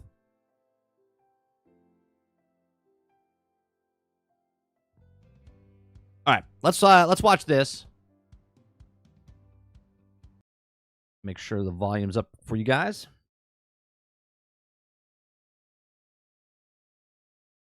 I am at the Flight Simulator 2024 preview event at the Grand Canyon. Been here all day. His microphone is pretty soft. I sat through an extensive presentation talking about Flight Sim 2024. So I have someone very special here to talk about the game. So can you please introduce yourself? Hi, I'm Seb. I'm from Asobo Studio, one of the developers of Flight Sim 2024. I'm from France. Thank you so much for taking a few minutes to talk to me about the game. Now we're going to talk about the technical. Oh, they're using like one microphone, or whoever did this, he didn't have his microphone on, so you can hear his voice through the interviewee's microphone, not the interviewer. Of Flight Simulator 2024.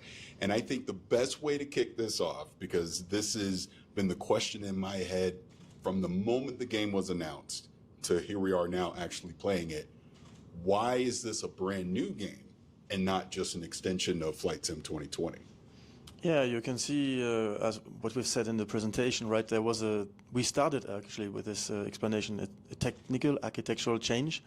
It's a completely new architecture. All the data is now in the cloud. It makes it so seamless for users to don't know. All the data is in the cloud now. No long download anymore, no installation. In the marketplace, when you get some content, you don't have, it just unlocks. So it's a completely new architecture. We have also changed a lot of technology, flight model. The terrain has 4,000 times more detail, new lighting, so many heavy lifting changes in the technology and in everything we did that it requires to have a completely new software. Yeah, it's not something we could have done with incremental changes or so. Right. It's something where you have to, like some systems are started from scratch and it takes years to implement. No, fantastic. And that was the biggest question that I had coming in, and then sitting through the presentation as you discussed it, it all made sense to me. Because I think one thing that people are... Look at are those all airports? All those dots, are those airports? Really going to be happy about that have played 2020 is the download size. Or is that lights? Oh, it might be lights. Drastically reduced. And if you can kind of elaborate more on what you are doing with Azure and in the cloud to be able to stream Flight Sim 2024 to players. Yeah, exactly. So the issue we had is that with 2020, when we started, it was around 100 gigs. Yeah. And if you are someone who installs a lot of stuff or the word updates, I mean, today it's 2 terabytes. Just the... Woo! My son was one of these people that had a problem. Every time he wanted to play the game, he had to re-download it because it would run smoother. He's on the S. So we got him a hard drive, so he plays it off the hard drive, but he had problems going back and forth all the time. So he had to figure out, every time he wanted to play it, he would play it for a couple days and then take it off his hard drive again, and so on and so forth. The downloadable content on the sim, plus the over 2 terabytes, close to 3 petabytes of data for the world. Up to 3 petabytes of data for the world. And it kept getting bigger and bigger and bigger. And so, it was just going to be a longer and longer install, more and more space on the hard drive. So we had to change something. And also an important point is that even if you download all this, you will probably never see all this. You download stuff that you will probably not see. I like this little mission that you're going on with the fire plane, trying to put fires out on top of the hillside. This right here already makes this game so much more intriguing to me, because this is my biggest complaint about Flight Sim 2020. It's cool to fly the plane, don't get me wrong, okay? But I was like, I need some sort of motivation. I need some sort of leveling process. I need some sort of something to go do, right? Level up type of system. And during the experience, like for example, World Update has hundreds of POIs. If you don't visit them all, you will not see them, but you still have downloaded. So the technology now, all this content is on the cloud and is downloaded on demand. And this is another thing. Not only is this game a test for the technology of the cloud and how much data they're throwing at you when you're, right? But they're showing you and listen to them, right? Because just like when I read an article, I read between the lines, listen to what he's saying, right? The content about the cloud, and you're not downloading the entire world now. Before, you would download the entire world, or it would stream the cloud of the stuff that you're not even using. It's still on your hard drive. Now you're only streaming the stuff from the cloud, that the part of the world that you're in, right? So now think about this in a technological standpoint going forward with the video game, right? You're downloading the game, but the game is not downloading the whole entire game. It's downloading the sections that you're in. So it runs smoother. So it's not trying to run the stuff that you're not seeing. And so every content in the sim has LODs, level of details. So it goes from when you see it from very far, it's super cheap to download, it's very fast. And when you get closer, it's going to be going up in LODs, better and better and better. Up to very close, that's when you get the highest LOD. So see what he's saying? So the stuff in the background is like low res type of stuff. And as you get closer to it, it then loads it in to get better and better detail. And so by doing this, we only download what the level of detail you currently see. And so it means we never download content that is wasted. Yeah. We only download the content that you actually need. And so there's a cache on the hard drive. Users can say how big they want it. So we recommend to make it bigger than in 2020 because it holds more stuff. It's good to have at least, I don't know, if you fly 2 or 3 planes, that they are fully in the cache, that's better. You will never stream them again. And so, yeah, with this system, the installation time is much, much smaller. Update, much, much smaller. We can update content without you having to download anything. It's just going to be automatically new. And that's crazy, right? So you don't have to, it automatically does it now. Overall, the amount of download, bandwidth use, internet use, everything is going to go down. And we can make the sim bigger and bigger, while for you, the end user, it goes down in terms of consumption. Again, that's amazing because, I've been playing it since the beginning with Flight Sim 2020. And even with 2020, you made updates, over the years. But this is such an extensive change that you've made to just at the system level to this game that is fantastic. Now, one thing, again, for people that are watching or listening to this that may not have played Flight Sim 2020, talk about the digital twin that is the world that you've created and just how extensive that is from a technical standpoint. You literally recreated planet Earth and you can go anywhere you want in the game. Exactly. The entire planet is there. That's still insane to me, even from 2020, right? The fact that, don't get me wrong, right? Like in No Man's Sky, you're going around the entire world, right? In Starfield, you're seeing little tiles that you can, it'll piece together an entire world type of thing, right? But it only does a certain amount of tiles. I think it's like 7, okay?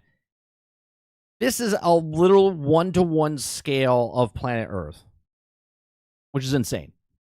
Down to a level of detail now that is 4,000 times more than in 2020. Right. So it's really down. The detail's 4,000 times more. Onto the, 16th of an inch. It's super, super accurate. And you have rocks, grass, trees, vegetation biomes, and it's the entire planet. You can go anywhere you want. And the new thing about 2024 is that you can not only go anywhere you want, there's a career mode. You can start that anywhere, so wherever you want. I started it in my hometown, Smithel Airport. I start here, it's the same airport, and I can do the entire career in that airport if I want. That's crazy. That's crazy. That you can literally start in your hometown and never leave there and just level up the entire game. Get your pilot license or whatever, level up by just doing local flights just in your area. Or I can do it somewhere else, right. and that's something which is super, super local. There's 2 million plus, like it's between 2 and 4 million missions. The thing is, they're completely dynamic. Every day has different missions. And so the number is enough for any user to do a career where he wants and stay in that area. So it's the entire world is simulated to accuracy and precision, which is better and better. And it Look at the amount of trees. keeps going up. Yeah. So let's talk about level of detail and how that has improved Jesus. from 2020, because A fire even over during there? the presentation it was talked about the focus when you made 2020 was let's make sure that the sky looks right, the air, because you're in a plane flying and not so much close to the ground. But you were showing those side-by-side comparisons, and I've even experienced it myself playing the game, of the drastic update that you've made from 2020 to 2024 with the level of detail that you're just doing on the ground, because now you can, with the activities, you can get out the plane, you can walk around, you can see different things. So kind of talk about that level of detail. Yeah, so we went up by a factor of 4,000. Yeah. So, for example, where in 2020 you have a polygon which is going to be like the size of this table. Yeah. Now it's going to go down to very, very small. Yeah. 1 millimeter, I don't know how much that is. So the detail. So the problem in 2020, if you got really close to the ground, you would see like the pixelization that would happen. Now it's down to the millimeter, which is insane. 16th of an inch or something. Yeah. And this is 3D detail, right? So when we used to have a rocky surface in 2020, you could land there. There was a bit of shake, a bit of noise, a bit of sound, but it didn't really feel like a rocky surface. You could pretty much land anywhere. And so most airports, like the one where I fly, there's a tarmac runway, there's a grass runway. And the grass runway requires a very specific way of taking off. So, for example, you need to really pull the elevator a little bit pilots there say, make it lighter, so that basically you... Do they have in Star Citizen, Krebsy, a 1-to-1 scale of Earth?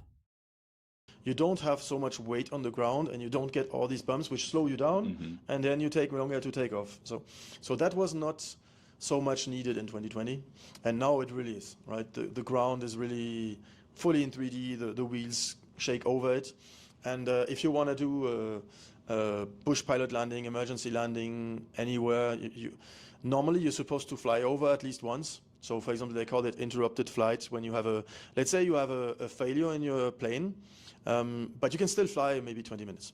It's just there's no airport in reach, right? So you're not like land anywhere, who cares? Yeah. No, you still have a choice. So you're going to choose a field. But what you're supposed to do is fly over once to check, I don't know, is there rocks? Is there trees? Or is it flat? And so that's really needed now, because we really have dead trees, we have rocks. And so you fly over and you may say, oh no, that field is completely, can't land there, and pick another one. I don't know. And then maybe that one you fly over and say, okay, this is nice and flat. These kind of things exist now, and that's really important. So it's an increase of level of detail, which is not just cosmetic, but which actually plays a role in the simulation. Or for helicopters, so helicopters can land a lot. You think they'll add missions in here where you have to do like, Top Gun runs type of stuff? Maybe like a bombing run or something? Or probably not. They'll keep it pretty civilianized. Pretty much anywhere. Yeah. But maybe because of the rock, you cannot land flat, and you can only, drop one leg, one gear, and then hold it like this. Helicopters do that quite a lot in the mountains or so. That's all possible now. Yeah. So again, this is called Flight Simulator, and the game obviously is there's a hardcore community there that they're buying all the equipment. They're playing this as a true simulator. They are flying these planes as if they were flying a real plane. I'll have Top Gun flashbacks, Travis, trying to land on the aircraft carrier. I'm like, oh no, push up, pull up. Mm-hmm. So one thing Slow that down. you showed in the presentation, I'm talking more from a physics standpoint, because you were showing the example of how takeoff of a plane and takeoff of a helicopter with the wind physics and everything about that. Can you got to go into detail of that? Yeah, so we now have 4 systems working together. So some of them are completely new. For example, the wake turbulence. Yeah. It's a physically realistic simulation of the air. It can stay around up to 6 minutes. And it's important in many aspects, in the fact that if a small plane wants to take off after a large one, You need to wait for that to I disappear. just think it's funny that the screen in the plane itself is like 100 times better than the original Microsoft Flight Sim. Otherwise, you will feel it and can even lead to a crash. I personally encountered it sometimes in flights when you do when you just do a 360. I occasionally run into my own wake turbulence, and you feel the bump, and that's something you can have now. And it's an important aspect of aviation, as also helicopters. So now every aircraft in the sim, whether it's multiplayer, traffic, they will all have wake turbulence simulated. So you need to really pay attention. They'll have weight simulated, so you need to really pay attention. To, was there a helicopter flying, or these kind of things are just like in real life, very important now.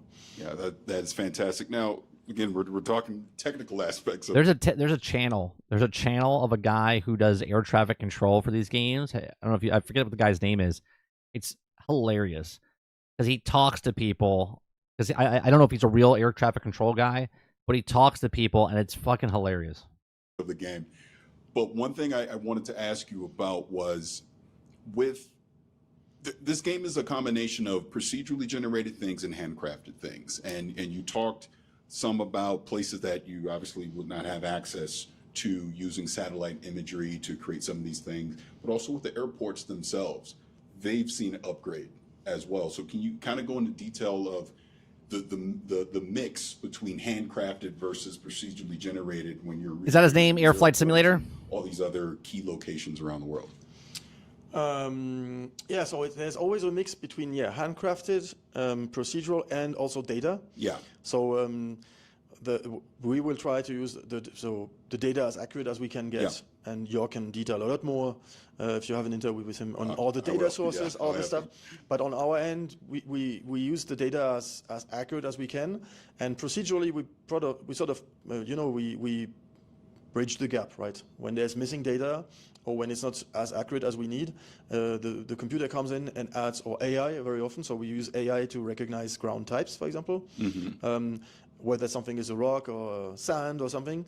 And once it tells us that, we will throw in a sand texture, which is now 3D and super detailed. And for airports, for example, there has been an update. Thanks, Salty. For example, whenever we get new satellite data, there's accuracy issues. Sometimes it can be off by, I don't know, it doesn't need to be much, but it could be this much shifted. Yeah. But also, all the continents move. Every year, continental plates, they move by a few inches. And Shut up. You take a satellite, you make an airport, and you do it again 10 years later. It's going to be off but it's going to be off a little bit. So you need to move all the data, all the runways, all the buildings, everything. Shut up. That what he just said there sounds ridiculous, right? Like, I understand what he's saying in real life that happens, but he's saying that 10 years from now, the airport will be in a different spot. This is like the detail that they're putting in this game is like the testicles on the horses in Red Dead Redemption. Needs to move. And so, there's a process of updating airports. Some of it is automatic, because sometimes you can just look at the picture and look at the old picture, and the machine can say, hey, everything moved by 1 foot to the right. So so we can move everything by 1 foot. And sometimes it's more complex because there's a new runway and something got closed and the taxiway is transformed. And so manually we also go in and when are they gonna make the game? I've talked about this in the past. When are they gonna make a game where it's big as this, Microsoft Flight Sim, but it's also combined with American Truck Simulator, which is also combined with Construction Simulator? It's just real world. I get it. But why make separate games when you can make an online world where the guys that are playing the construction game are making the stuff in the world, where the people doing the goods and running the stuff are doing that? Farm simulators are making the farms, right? They're all living on this one planet, all enjoying the game together, but at the same time, they're all playing their own separate games within one world. Be interesting. Adjust these things. Yeah. Oh, fantastic. So, we talked about that. We talked about wind, but weather itself, we obviously know there's dynamic weather in the game, but... Not really, Salty. Based on the technology they're talking about here, it wouldn't. It wouldn't. There's 2 petabytes of data coming in, and you're only downloading the stuff that you're doing. So if you're playing Farm Sim, okay, let's say Farm Sim's part of this. On your farm, you would only load the stuff that you're doing. So you're only playing in that one thing. Okay? If you're playing American Truck Simulator, you're only loading the stuff that you're driving on the road too. Are we going to see any updates to that? That is right now, even in 2020, it's pretty much real time. Hilly says, no. 30. I will end up making spreadsheets in that fucking game.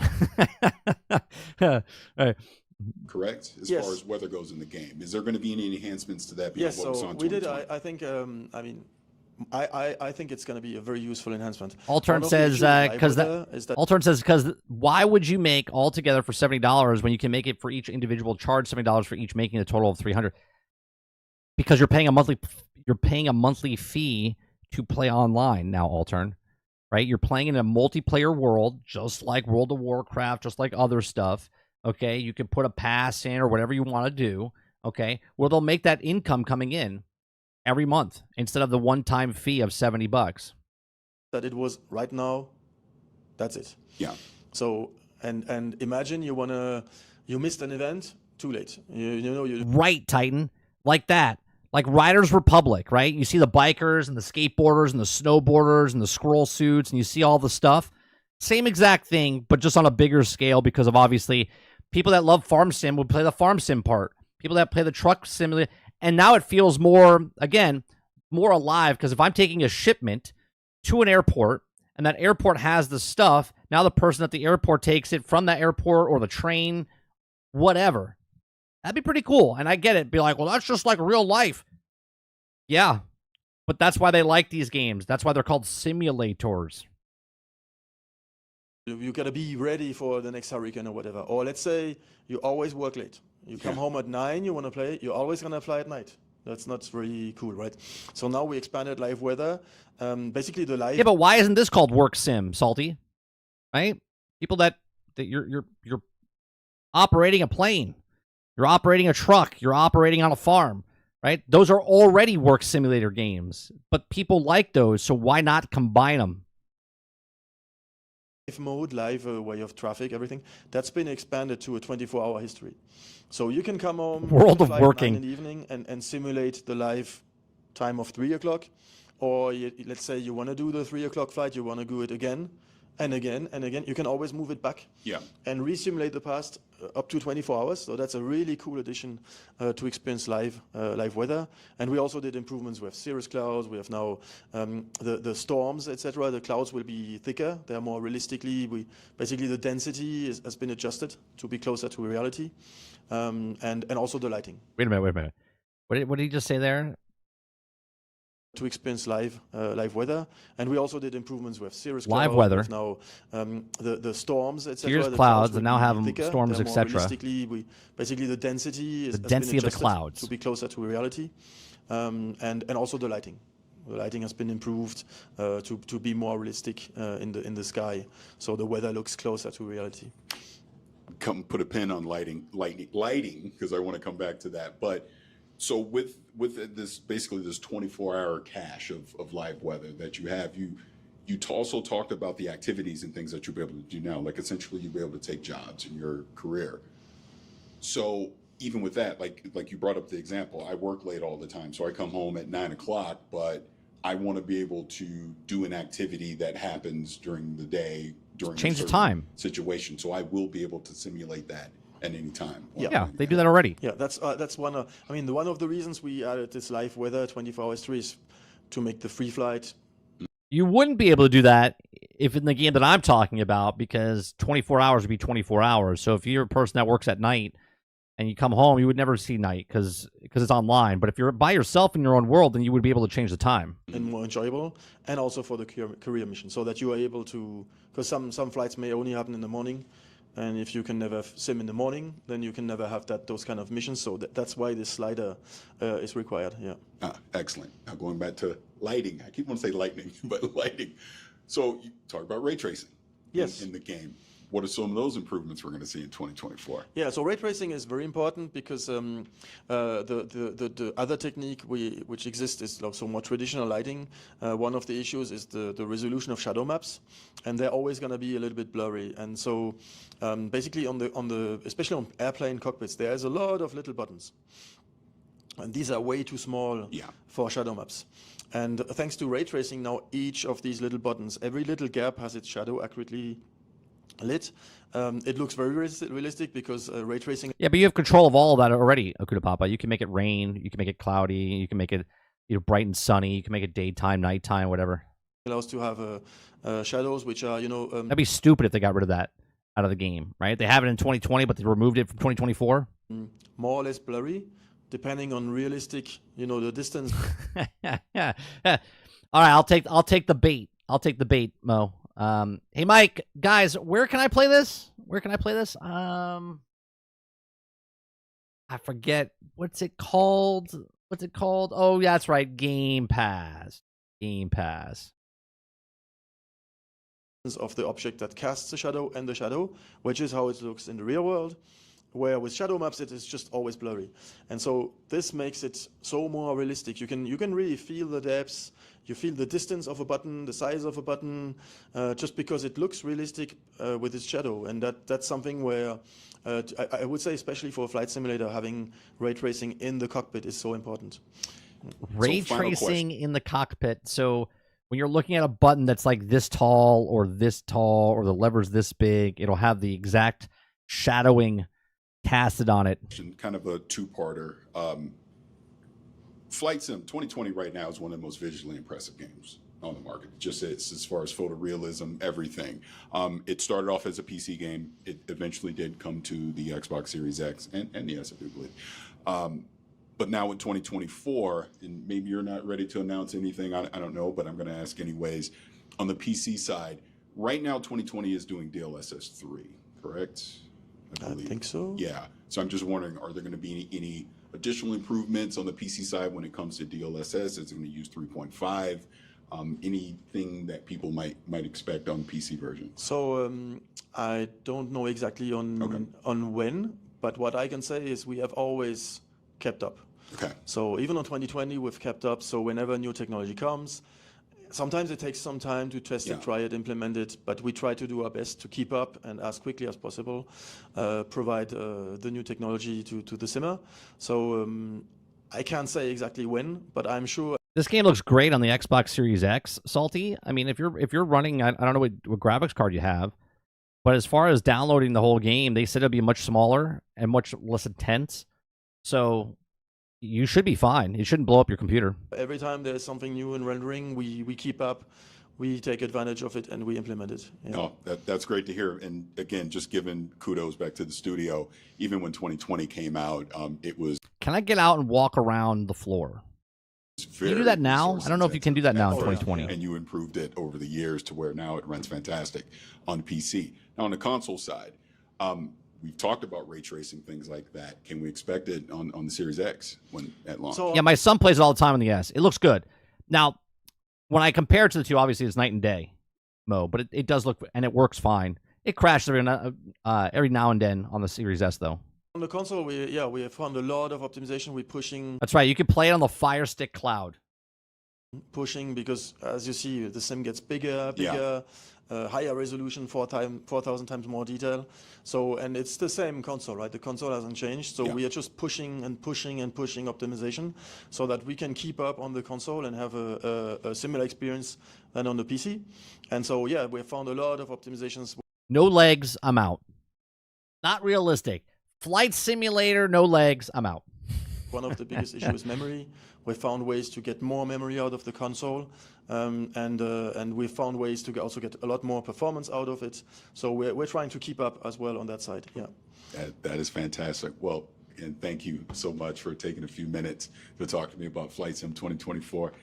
Got a chance to play earlier today. It's looking great. It's playing great. I cannot wait until November so everyone gets to experience it, and I appreciate your time. Thank you. Thanks for the questions. Yeah, thank you. I can't believe it's been 4 years, 5 years really, since when we first started looking at the first game. And now here we are, they're coming out with 2024. It's crazy.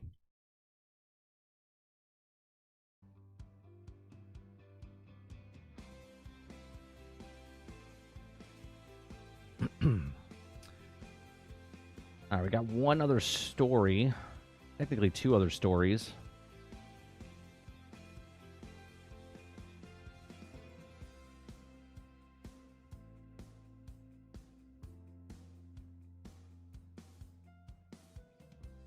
these companies need better microphones. That's Paris. I don't know why Paris. I mean, he's pretty professional when it comes down to it. Maybe he thought his microphone was recording because his recording was coming through the other guy's microphone. They only brought one microphone. I don't know what the deal is. I'm not going to criticize him too bad, but his microphone was terrible because he didn't have a microphone. If his he maybe thought his microphone was on. Maybe he's working by himself. Maybe he didn't check his audio. But he didn't look at the audio levels. He probably got back to the edit and kicked himself because he was just like, son of a bitch. My microphone was broke.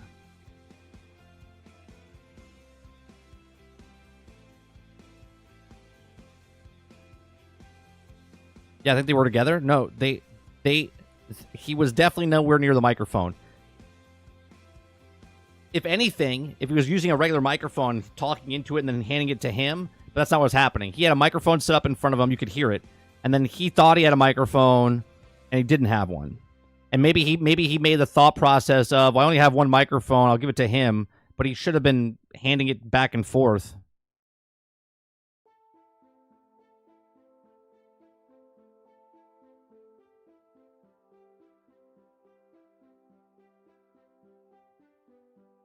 Salty says, I'll be flying on a real plane tomorrow. Does it actually have things to do, like contracts, or is it just fly here or there, whole buying airports like Eurotruck did with the countries? No, so what it has different career modes. So you can be like a firefighter, you can rescue people, you can be an airline pilot, a commercial pilot, and you can build up your classes. So you'll start off with the small planes and then build up to the bigger planes. And then you can, I think this is what they said, you could run your own airline company with inside the game itself, Salty. No, Ghost Fixter. It's going to be smaller. They said the way the technology works, it's not going to be anywhere near it. Yeah, you're not even downloading. The download's going to be much smaller, and the technology that they're putting it into the game is just streaming from the cloud directly to your game.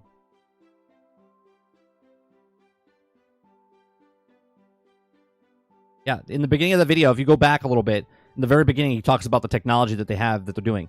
You're not even downloading the entire game, right? You're streaming it from the cloud.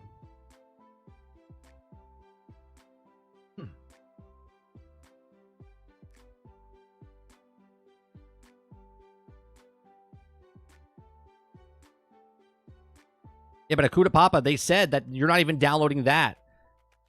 It's going to be streaming.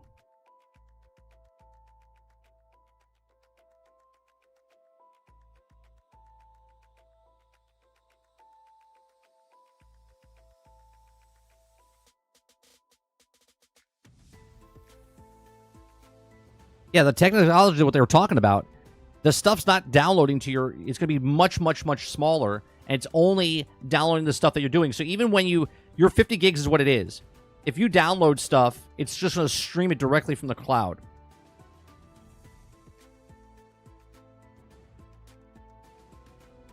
Well, I'm sure, right? But it'll probably download on their back end. I would assume... Right? Because if you download every single airport that they bring into the thing, then yeah, I guess your hard drive is going to get filled up with different stuff. But if you download it, then it recognizes that this account has these downloads. This download, he's in that section. It checks back and forth, and then it would download that airport for you if you're in that area.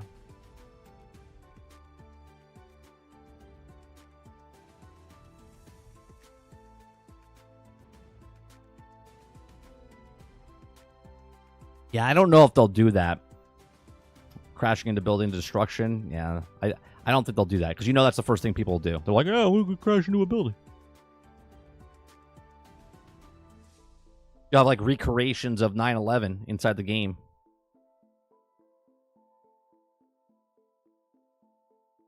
Correct, but that's the game that you're playing now, though. Not the game that they're coming out with. The game that they're coming out with, they said that you're going to be having less. You don't have to keep downloading stuff. It's going to be streaming directly from the cloud.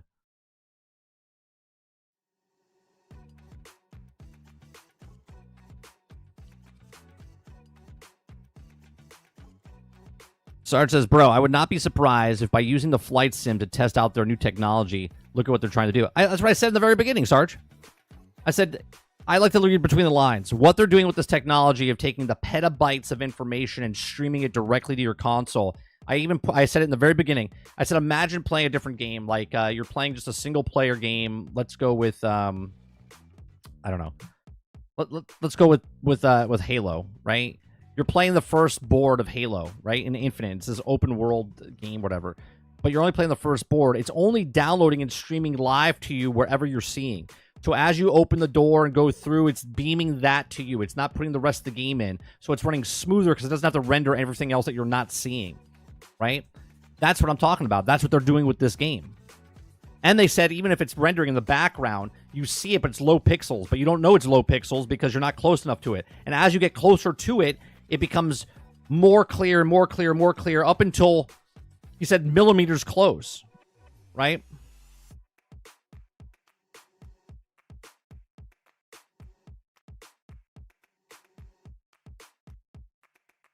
They did a recreation and they got banned. Well, understandable.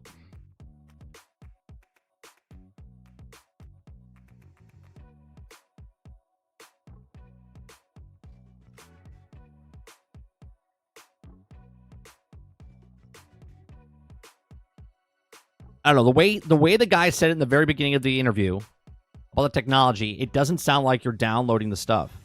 He says it's minimal download for the user. Everything's coming from the cloud. He says much, he said it like 3-4 times. It is much smaller in size.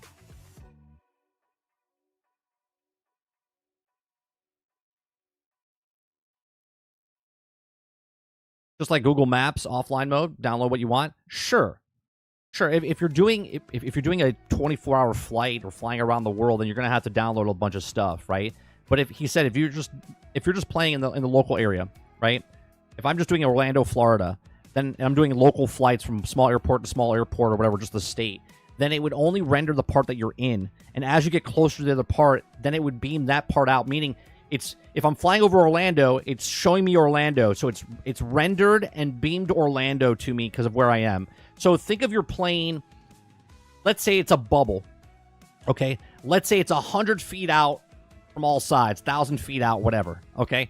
So wherever your plane is, 1,000 feet in front of you in a sphere, okay, is beamed in, and that's what your local box is streaming to, okay? Everything around you is just there until you get closer to it.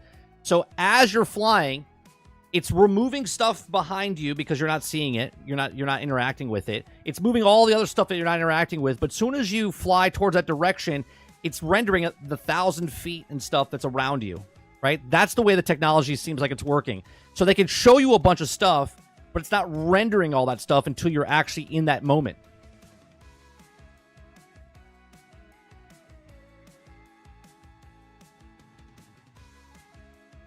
So you're using server shard tech like Star Citizen. I guess. I don't know that technology. I'm just listening to what the guy was saying. I'm trying to give an example of it. The more dedicated people download the local area and the option to help with performance. You're talking from one aspect. I'm listening to what the guy is saying. I don't know. He didn't say anything like that. I'm just talking about what he said in the video. I wonder if a third world country of Africa countries are detail as well, or just a big place of detail ones. Well, there's I would assume they put in Google Maps or whatever, right? So whatever satellite sees, and I'm sure the other part that's pre-CG generated is like the trees in certain areas and whatnot. But like the houses and stuff are pretty no pun intended, rock solid. Like I flew over my house, my old house, my new house, my house that I had, like, and it was like spot on what it looked like, but it wasn't detailed. The closer you got, we would do the drone thing. The closer you got, it was very pixelated. It was like blending stuff together. But if you were really high up, it looked really super detailed.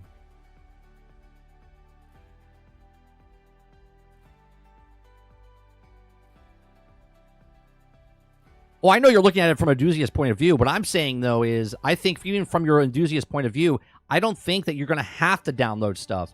I think it's automatically going to be doing what he's saying, is just beaming to your stuff.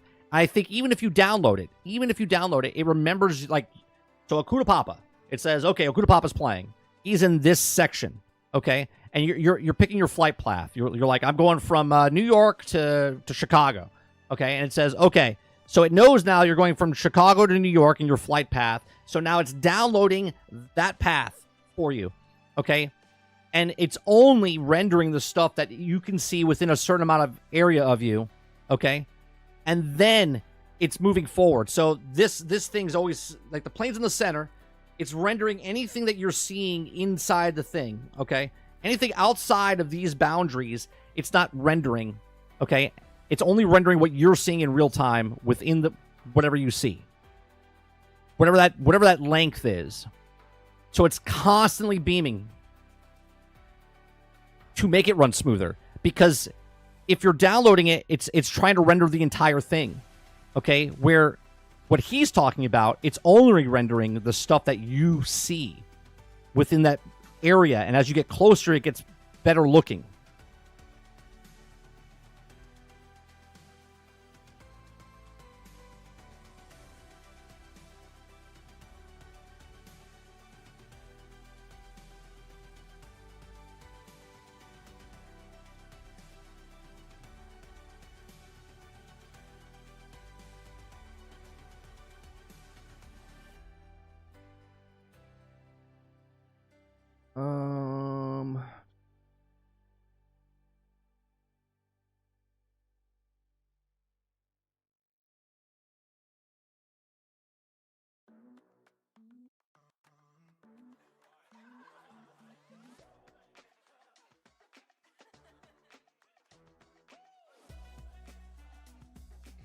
Biggest one were the biggest changes that you like implemented with 2024? There's so many. I mean, the biggest one which is very impactful, I think, is the streaming, and the way that now you have basically we moved more data, even more data to the cloud. It was already almost 3 petabytes, but now we try to really move as much as we can. The goal was not was really to have the user not having hundreds of gigs of on his drive. See? Not using, I've never seen this video. I just clicked on this, another interview that they did like 4 days ago. Not the users having hundreds of gigs on their drive. Not to wait every time there's an update for hours, and make it very easy, you know, and to update and everything. That was a big change. It's a completely different change than what's happening right now in 2020. You have I think the amount of detail, that's something where we had to do a lot of work, because you can't just 4,000 times X anything and say, hey, it's gonna run fine. So we had to do a lot of work on architecture and performance to get all that detail in. Yeah, we did you can see here on the image, the 3D trees. That's so much more detail than it used to be, like, you know, 2D, right? Yeah. So there's so much more stuff, and we have rocks now and animals. It's the amount of stuff going on, it just got multiplied, and so that's and for the user, I think it's a rich world. In 2020, it was so cool to go around the world. Everything was there, and from up there, it looked super realistic, and then it was still very interesting to explore. And now we try to really make it so that even down there, it looks good, and you want to re-explore again, right? When you use a helicopter, or get down there, or land with a cub, or that's in. Like, so picture this, right? So you're looking at the airplane. Now picture like 1,000 feet in front of you, just a sphere, right? So there's 1,000-foot spheres around you, and it's only for the user, it's only downloading that stuff within your viewer, within your near view. Okay, so everything around you is there, but not there yet, right? It's just like a holding point until you get there, because it doesn't know what direction you're going. Okay, so if you turn your plane, that 1,000 feet still staying with you no matter what you're doing. Even airports with an airliner, like the ground, it's so, you know, or the taxi. Yeah, there's not just, I mean, it looks like used, because you can see right, where the wheels went. Yeah. Now on the taxiways and stuff. So there's many other changes. I know this is like, it sounds boring to a lot of people, but the technology they're doing, I'm thinking of what they're using. Okay, what they're doing is they're what they could try to do for the future, and I think this is a massive test with this game on a smaller scale, even though it's a big game, but on a smaller scale, meaning the amount of people that play this game compared to someone that's playing like 18 million people playing Black Myth Wukong and stuff like that, right? If they could make this technology and work it very well, then it changes the landscape of how cloud streaming works, because you're not streaming the entire game. You're only streaming a certain piece of the game to people at a certain time. And you wouldn't have problems if you have bad internet or not, because it's only loading the things that it needs to know, right? That the amount of data that they're dropping to you is better because of the chips or whatever they're using in the background with the cloud service, okay? That's what I'm saying, Akuta Papa, right? Now, Cool Bama Guy says, sounds like it's limited to your internet speed. I don't think so, because even if you have, because he said in the beginning it would take hours to people for download. He's like, that's not going to happen anymore. That's not going to happen anymore. While you're setting it up, it's going to go, okay, again, I don't know this for a fact, but this is the way it sounds like. So if 30 and Still Gaming is playing the game, I put my flight path in, or I pick a certain area, if I'm doing free roam or whatever it is, it knows that, okay, well, he's picking this area, right? Because it's in real time. So it's not like if I fly off of Orlando, I'm all of a sudden, I'm going to fly to Washington. It's like, okay, he's in Orlando. So it downloads just the Orlando section. Okay. So maybe I'm just doing a couple loop-to-loops or whatever around the airport and I land. Done. Okay. It didn't need to load the entire state of Florida in, right? It only needed to do wherever I was flying. This is why I'm trying to make you visualize that there's like a bubble around what you see or what you're doing. And that's the only information it's giving. I think so. From trying it earlier, one of the coolest things that me and a few other people spoke about was we landed on a beach and how the sand started to kind of almost move with it, and like you landed in like a grass strip as well, and then all the grass kind of like went around the tires and stuff. I mean, how do you like balance all of that with like the performance aspect as well, and still make sure that the sim runs nice and smoothly for people? So we added a lot of new technologies that all use a little bit of performance, but we were really able to optimize a lot of stuff. So there's so many things many technologies are new, but we also optimized past technology. For example, the CFD, on which we developed initially for the helicopters, but then every aircraft took advantage of it. It was costing a little bit on the CPU, and so we made that multi-thread jobs. It uses like, if you have 20 cores, it's gonna use 20. If you have 30 cores, it's gonna use 30. So that costs a lot less. Yeah. And basically by optimizing technologies, we were able to get a little bit more room and to bring in new stuff and increase the level of detail and amount of stuff going on. Awesome. So you mentioned about the streaming stuff, so I've got a couple of questions just surrounding all of that. So firstly, we saw this really cool graph, or like a table earlier about how everything is now basically going to go into the rolling cache, and then once it's there, it's kind of on your storage system. How does that work for third-party add-ons and stuff? Is that still... Here's a question for you right here, Akuta Papa. Hopefully he answers it. Still going to be all streamed down from the cloud, or is it going to download to your hard drive like in the community? So there's two ways. Basically, either it goes into the community folder, but then it's like it used to be on your hard drive. But that's maybe interesting if you want to customize stuff, or if you want to do your own. A lot of people take an add-on and they improve it, and if you're a creator, you're gonna work in the community folder. But if all you want is download a new wall update or a new plane or something, then it's gonna just, the moment you get it in the marketplace, nothing is gonna happen. Nothing's gonna get downloaded. Only once you actually see. See what I'm saying? You see, nothing's gonna happen when you download that airport or whatnot. It on the screen, right. That's when the stuff is going to come, right? And so there's no waste of hard drive or bandwidth. See what I'm saying? So when you download that airport or you download that plane, it's only going to download it when you use that plane. It's not going to download the information. It's not going to store on your hard drive to take up space to make it more bogged down or whatnot. It's literally just going, Akuta Papa bought this plane. You're not using that plane today, so it's not going to even render that plane. But if you want that plane to use, it's going to go, boom, you're using that plane, or you're using that airport. And that's when it's going to download it, because it recognizes that you downloaded it from the store. It recognizes the thing, and then it goes into there. Or internet or anything. And so, but no, we kept the community folder. You can still move stuff in there, and that's all still working. Sure, he said if you're a creator and you're messing with airports and whatnot, then it goes to the community folder. But if you're just a person that just purchased or bought this thing or downloaded this one airport or whatnot. You're not changing anything. Nothing happens. It's just going, okay, he has access to this airport. He has access to this plane. He has access to this area. And then just on the streaming, so everything being streamed seemed to like make the things load really quickly in terms of like the sim and stuff, but just from our experience today, some things were a bit slow to load just because of, obviously we're in a different environment to maybe like a home user.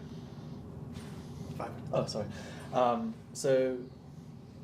And another like concern people have is like when Xbox Live Services go down, the sim kind of doesn't really like you and you can't really go into 2020. Are you doing anything to circumvent that so people... Yeah, that's a big focus right now. So we still have a lot of optimizations to go. Meaning they still have an answer for that. Because it's online, they're still trying to work around it. For example, there's a compression we use right now, which is a bit slow, and it's like, I think it's a 40-year-old algorithm, and it's a bit slow to decompress. It's very efficient, but and so now today there's new technologies which is, I think they're 20 times faster. So we're improving all these technologies, and to improve the speed at which we stream, there's also priorities right now, which we don't manage very well. So for example, when you load into the world map, sometimes we will download the higher detail before the lower, and so we're improving these things so that you, ideally, you get only the LOD you need to see, and you get it first, right? What's OLD, LOD? What is that in layman's terms? We download stuff you don't see yet later, and that's things we improve, and thanks to that... Load on download? Is that what that means? What does that mean? Eventually, the amount of bandwidth we need is actually... Length of download? Level of detail. Thank you. And you get it first, right? We download stuff you don't see yet later, and that's things we improve, and thanks to that, eventually the amount of bandwidth we need is actually less. So there's improvements here, but it's a big effort, and downtime and retries, and also elegantly handling if some server is down, so that you know what's going on, how long it's gonna take, and obviously we're trying. So you're still gonna have issues if your internet's down, you're fucked. If the servers are down, you're fucked. To have that never happen, but if it happens, that at least you get all the information you need. I mean, 2020, if the servers were down, it was like sometimes reverting to like some offline thing, but right, there's offline modes you can play. Always very great, but it's very rare, right, when it happens. The most important thing is that you know why it's happening, because very often it can be local, right? It can be my router goes down every now and then, and there's always something, right, or a password or something, and so that you know what's going on and you can fix it if it's on your side, or at least you know. I mean, usually on the MSFS support, it's taken care of very quickly, so you know what's going on. Cool. So one of the biggest changes we saw from the new technology was the new lighting system. Yes. Excuse me. Can you tell us a little bit more about that? And obviously ray tracing as well is another big change that we've seen with FS24. Yeah, on the lighting side, it's really important for the atmosphere. So we've heard this stuff, right? So I think that's pretty cool, though. And I when I'm listening to that and the technology, it's just flight sim that they're using it on, right? But going in the future now, right? Going in the future with any other game, like think about it if it was implemented in Sea of Thieves, okay? But let's say Sea of Thieves, right? You're in your ship, and instead of loading the entire map that it has, it's only loading 1,000 feet in front of you or whatever it is, right? So your game would run smoother because it doesn't have all the other stuff that's happening on the world until you get close to that area, and then all of a sudden it gives you that level of detail, okay? That's pretty cool technology that they're using for this, and obviously I think it is obviously a test. Everything is always a test, right? They're like, well, let's put it in this game, see what the technology is, and if this works, then let's use the technology in other games down the road. A game like Forza Horizon 5, based on how fast you're moving, instead of loading the entire world in Forza Horizon 5, that map is gigantic. But they only give it the attention to detail around your car at all times. That technology would seem pretty freaking amazing, because it would make it where people look at cloud gaming and go, oh, it would be super slow, but it's only downloading a small portion of the game. And if it's linear based, then it's only downloading that portion at that time you're using it. So it would be smoother, smaller, run better, because they have to do something, right? They have to do something, because if at least Xbox anyway, because, yeah, they're giving you 2 terabytes, but a lot of this stuff, that would get filled up so fast, like 5 games, 6 games at Call of Duty size. Microsoft Flight Sim, right? When Fixer came in, he says, oh, it'll be like 300 gigs, right? And they're like, no, we've lowered that. 50 gigs, and then the technology of just streaming the stuff, right? This is all working towards the cloud. This is all working towards gaming being digital and whatnot. I think it's cool.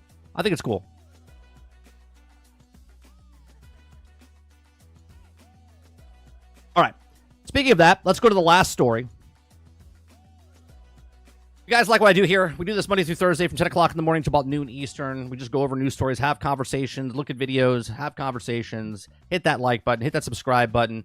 If you'd like to go above and beyond that, become a member as little as $5. We do appreciate you. We do have a podcast that we do on Wednesday night this week. We're doing a podcast with Call Me Chatto, Paul Chatto. He does a YouTube channel.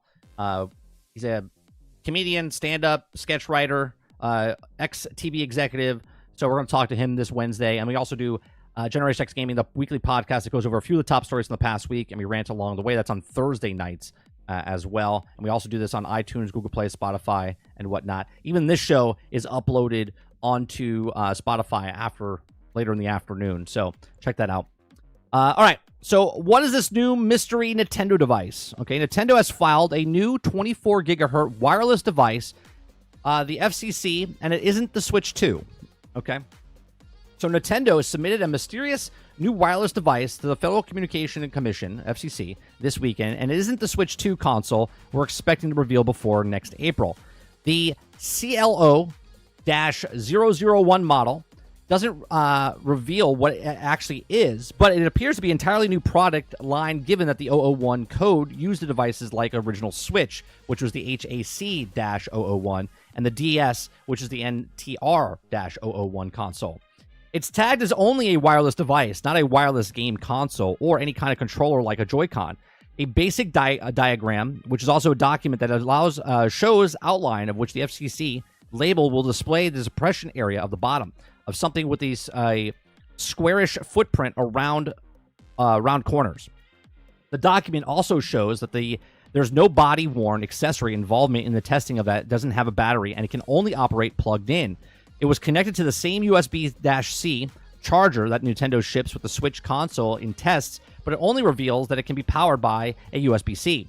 Okay, so the CLO-001, surprisingly light on wireless technology. There's no 5 gigahertz or 6 gigahertz, Wi-Fi radio, or no Bluetooth, but it does support a 2.4 gigahertz Wi-Fi radio or a 24 gigahertz wave sensor. So this is what you're looking at here. It's just a box. This is the bottom side. Okay, it says the 24 gigahertz wave sensor is the most interesting detail we have. It could be a radar sensor to track movement, like closely following a gesture detected if someone's nearby the device, causing it to turn automatically like it also is in a 60 gigahertz sensor found in a device like a Pixel 4, okay, or smart home presence sensor. The Wi-Fi hardware is the first gen Switch was created by Semiconductors company. It was also acquired a few years ago, okay, which is also promoting capabilities of its 24 gigahertz radar sensors. Now, the 24 gigahertz radar also provided detection range up to 100 meters, okay? Possible through obstacles or trade-off, a larger size of lower resolution but we couldn't tell if the hardware inside of this device, but the website includes a comparison of a 60 hertz sensors. So then, what is it? Guesses include a new gesture control interface or upgrade dock for some kind of device at Super Nintendo World theme parks, or maybe even a return to quality of life, sleep tracking Nintendo attempt a decade ago. Also, it could be something to support the AR features detected real-world objects, meaning it could be used for Mario Kart Live hardware or even Pokemon Go-like system, right? It's really anyone's guess right now to find limited information. I wonder, could it be, instead of a docking system, right? Instead of a docking system, like they have now with the plastic box you just shove your thing in, I wonder if it's just a thing that operates with the new Switch, right? So no matter where you are, you can have your console all of a sudden stream to your television. I wonder if that's something that they're doing, okay? And obviously it would be sold separately, right? Or they do a bundle with it. I don't know. I don't know what this could be as far as I hear what they're saying, what it is, but I'm thinking maybe it's a dock right? Magic Dolphin says, so it's a dock. Yeah, I think it's a dock. I think it's some sort of dock of some sort of, like a wireless dock, right? So instead of plugging in my Switch, right, I could have it anywhere. Take the Joy-Cons off the thing, hit a button on the actual Switch, beams it to the actual sensor here, and then I can play my game online, you know, or streaming it, like an Apple TV, like a Google TV, or like a Chromecast type of thing. I don't know. Proprietary? A proprietary dock instead of using Google Chromecast or anything like that? Interesting. What do you guys think it is? Let me know in the comment section down below. Let me know in live chat. What do you think Nintendo's working on here? Obviously, it has to be something to work with the next console that they're working on. Let me know in the comments. Let me know in the live chat. Hit that like button. Hit that subscribe button. If you'd like to go above and beyond that, become a member as little as $5. Appreciate you, and I'll see you guys on the next one. So what could it be? I'm leaning more towards the wireless dock. Nintendo likes their proprietary stuff. I think they made a specific thing that only works with the Switch. That way you can beam your TV. So whatever TV you have, you hook this thing up to it, and then it'll take the stream or the deck and plug it in, which is a little weird because that means I have to have, instead of, like right now, the dock system, I can charge my Switch in that dock, and it's plugged into one outlet. Now, if I have that out and my Switch could be anywhere, Switch 2 could be anywhere, then I have to plug that in to the wall and then have this plugged into something else. Rebsy says it's a ball detector. The auto sues any game with balls. There you go. Travis says, I'm back, and what did I miss? Just me or Gaming 2024 best summed up as flawed but fun? I don't know if that sums it up.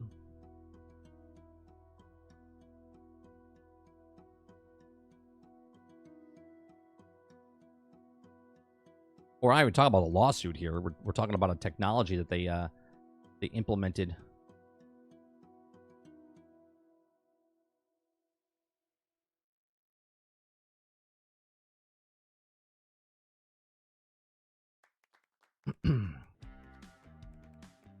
What else we got here?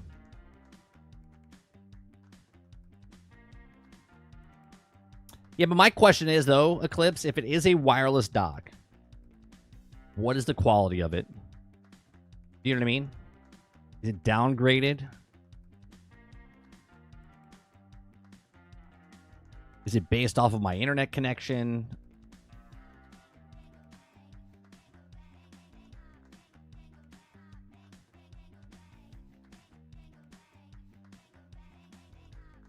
I mean, what would be the point of a wireless dock? I don't know. What would be the point of a lot of things that companies do that they put out there? Right?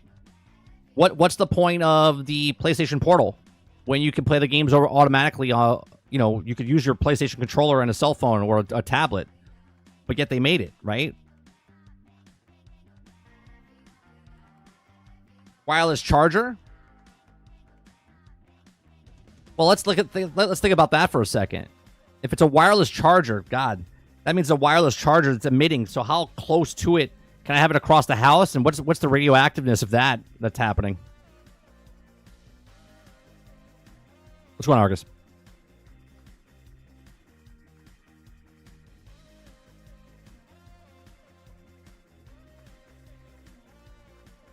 I think you'll find this. It's based off the size of your wallet.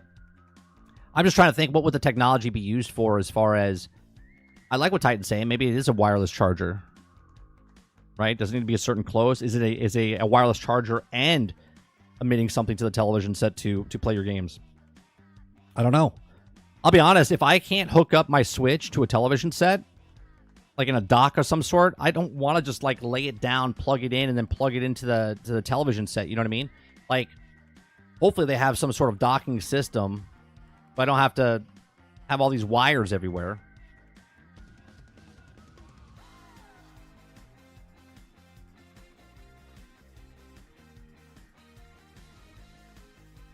Like, what was the point of the Kinect? What was the point? They always make devices that are stupid.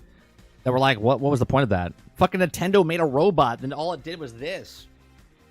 You know, like Robbie the robot. Like,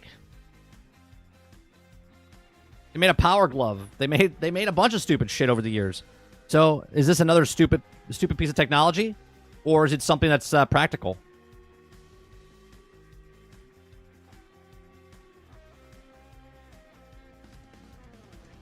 Salty says, I hear Nintendo, I just kind of zone out.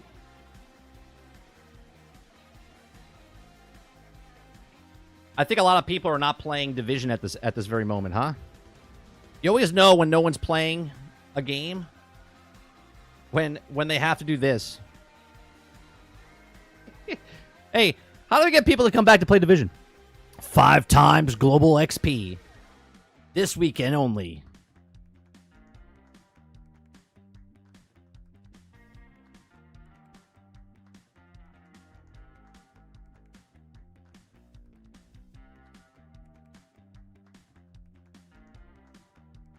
They're like, what about if we do 2 times XP? They're like, nah. 3?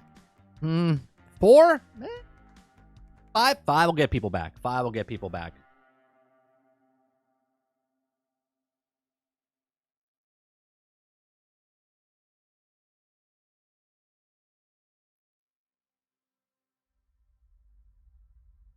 Obviously, Sony's State of Play is tonight at 6 p.m.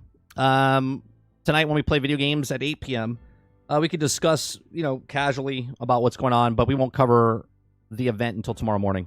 That's what we'll talk about tomorrow morning. We'll talk about the State of Play, what they show, what they didn't show, what we complain about, what we didn't complain about.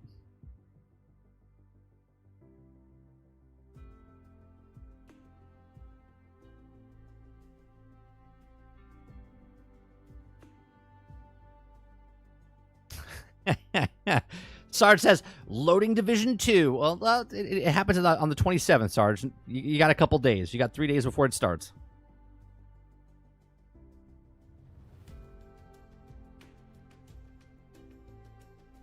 How much is the cost of the new Switch? I mean, I said it's going to be $399, $499, but other people are going higher than that. I'm sorry, I said $299, $399 is what I said. $299, $399. I think it'll be $300 to $400.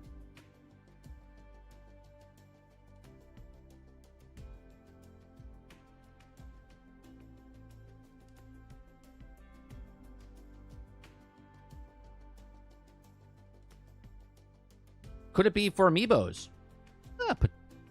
Possibly. Possibly. Am I gonna stream it? No, I won't even be live then. I can't. I got shit to do before I stream at 8.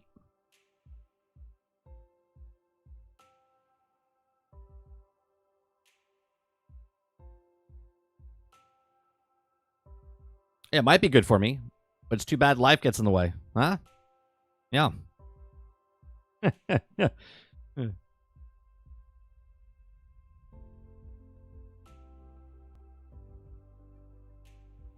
Plus, it's only 30 minutes. So.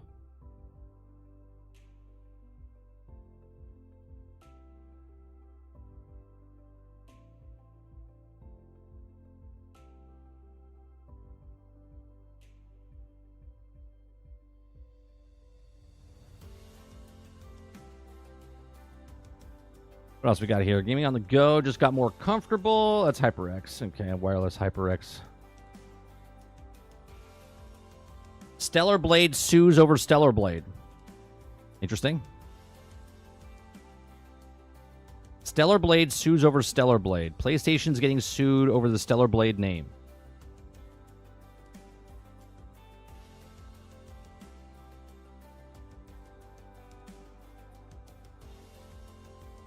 That'll go in to DXG. That's right. That's right, Krebsy. Nintendo sold people cardboard. That's right. They make stupid shit all the time. Don't forget that. They sold people cardboard.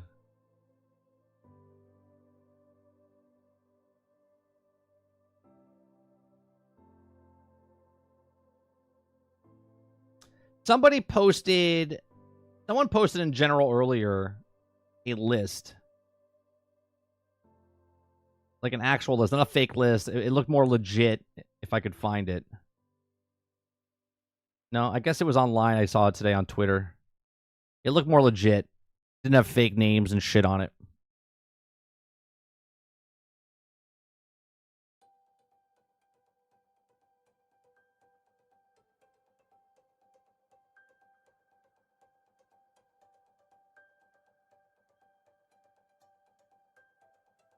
Yeah, but you should have known that, Dolphin, right? Like, here's the thing. Kids and animals, mostly cats, if you buy them a tower to play in, right? Like a cat tower, they'll play with the box it came in.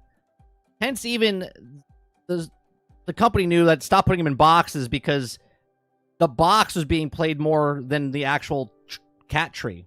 Okay? Like, anytime you have a box, like I bought a refrigerator, came with a giant box, guess who played with the box? Right? My son. Right? Boxes are huge, and you can get those for free. You don't need to pay $90 for Nintendo to give you a box. You can take a cardboard box from Amazon, cut out a steering wheel, and they will have hours, maybe minutes of fun.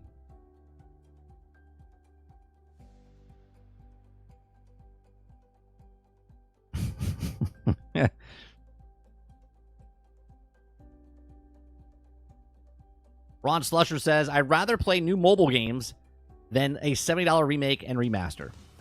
Buddha Papa says, hopefully the remaster Station 5 gets something more than remasters. I said 4. 4 remasters tonight. 4 out of the 20. Out of the 20. That's all. 1 out of 4 chance. 1 out of 4 chance.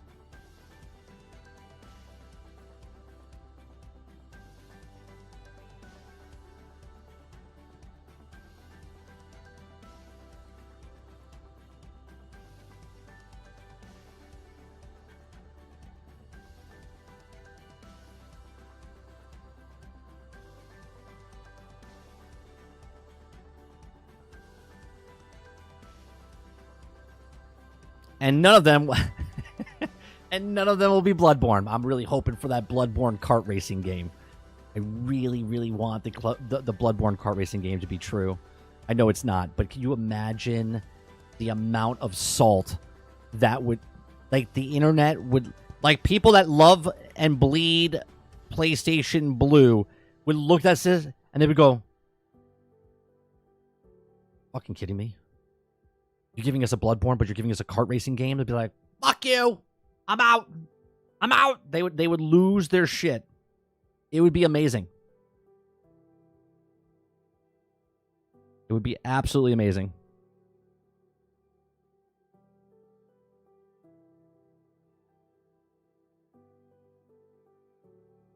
Ron says, 10 remasters, 10 VR games, calling it.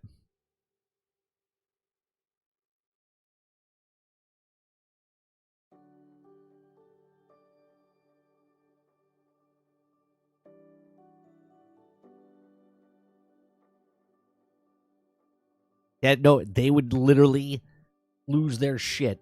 They would lose their shit.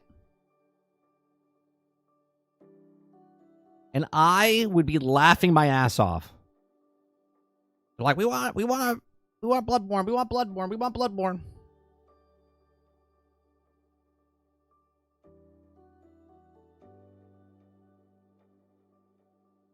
Oh, this is what you guys are waiting for. Here's the new Here's the new season. The new season for Star Wars Hunters Season 3. There you go. I know you guys are excited to play this mobile game. Right? It's only on mobile. And the Switch?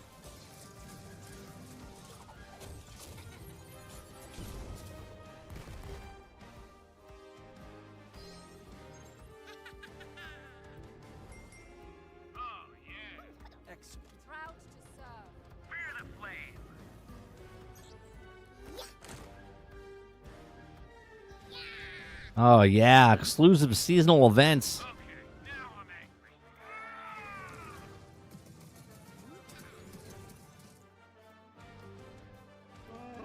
Let's have some fun.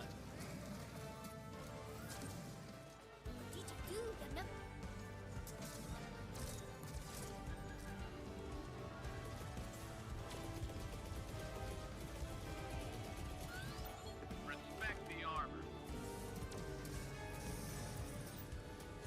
You know what's funny? This right here is more successful than Concord. Oh, man. God, it's gotta hurt.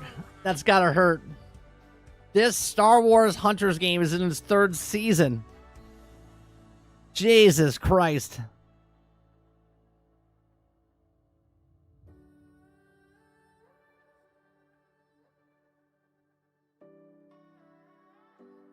Oh my God. How is that possible? How did Concord fail so bad? A Star Wars game, it doesn't even resemble Star Wars.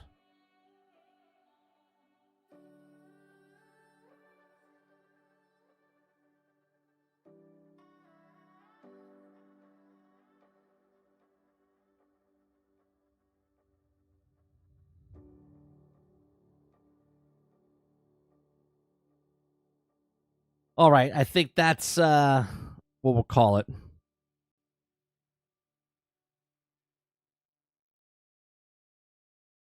Travis says, not really. Because in order to hurt, it have to be expected Concord to ever be good. I can't hurt me. It's not anywhere to me. No, it doesn't need to hurt you personally. It's just got to hurt so bad for PlayStation itself to make a game. And they're like, yeah, this game's going to be amazing. $400 million put towards it. And yet a Star Wars child mobile game is in its 3rd season.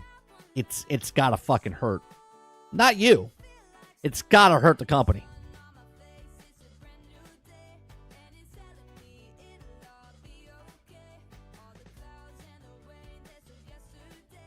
All right, Sarge. Amazing.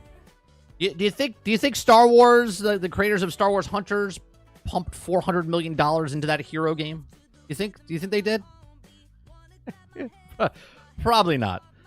I wouldn't even expect that they put in $100 million. Probably around like 40 to 70. 70 would be too high, I think.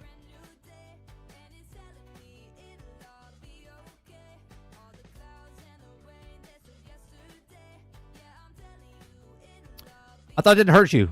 I thought it didn't hurt you, Travis. If only that was the real number. It's not, though. Why do you care so much? If just up here you said it didn't hurt because you didn't expect anything from it. So what's the problem? What's the problem? Does it hurt or doesn't it hurt?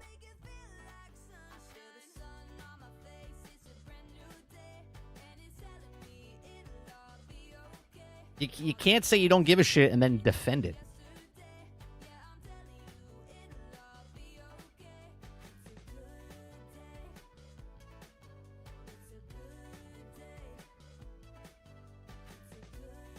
You don't count the number before they bought them. What do you mean? They spent $400 million on the game.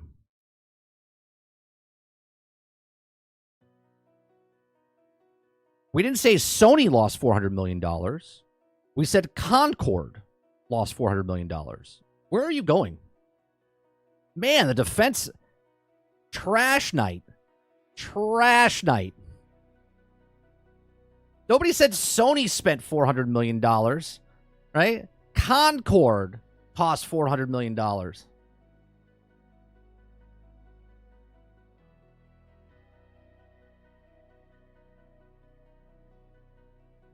For God's sakes. You're still defending them. You're the same person that said you don't care. Not really. Because in order to hurt, I have to expect Concord to ever be good. I can't hurt me because it's not anywhere near me.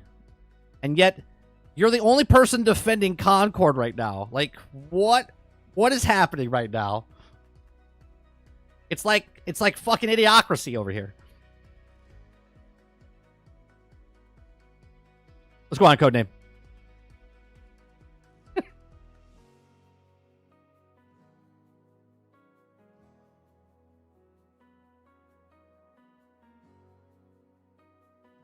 I don't give a shit if you misunderstood. Trash night. Trash night. You could kiss Trash Night's ass. It's in the can. Kiss it. And on that note, you like what I do here, we do this Monday through Thursday from 10 o'clock in the morning to noon Eastern. We go over news stories, videos, have conversations. We'll be back tonight, 8 p.m. Eastern. Hit that like button, hit that subscribe button. If you'd like to go above and beyond that, become a member as little as $5. I appreciate it very much, and we'll see you guys on the next one. Peace.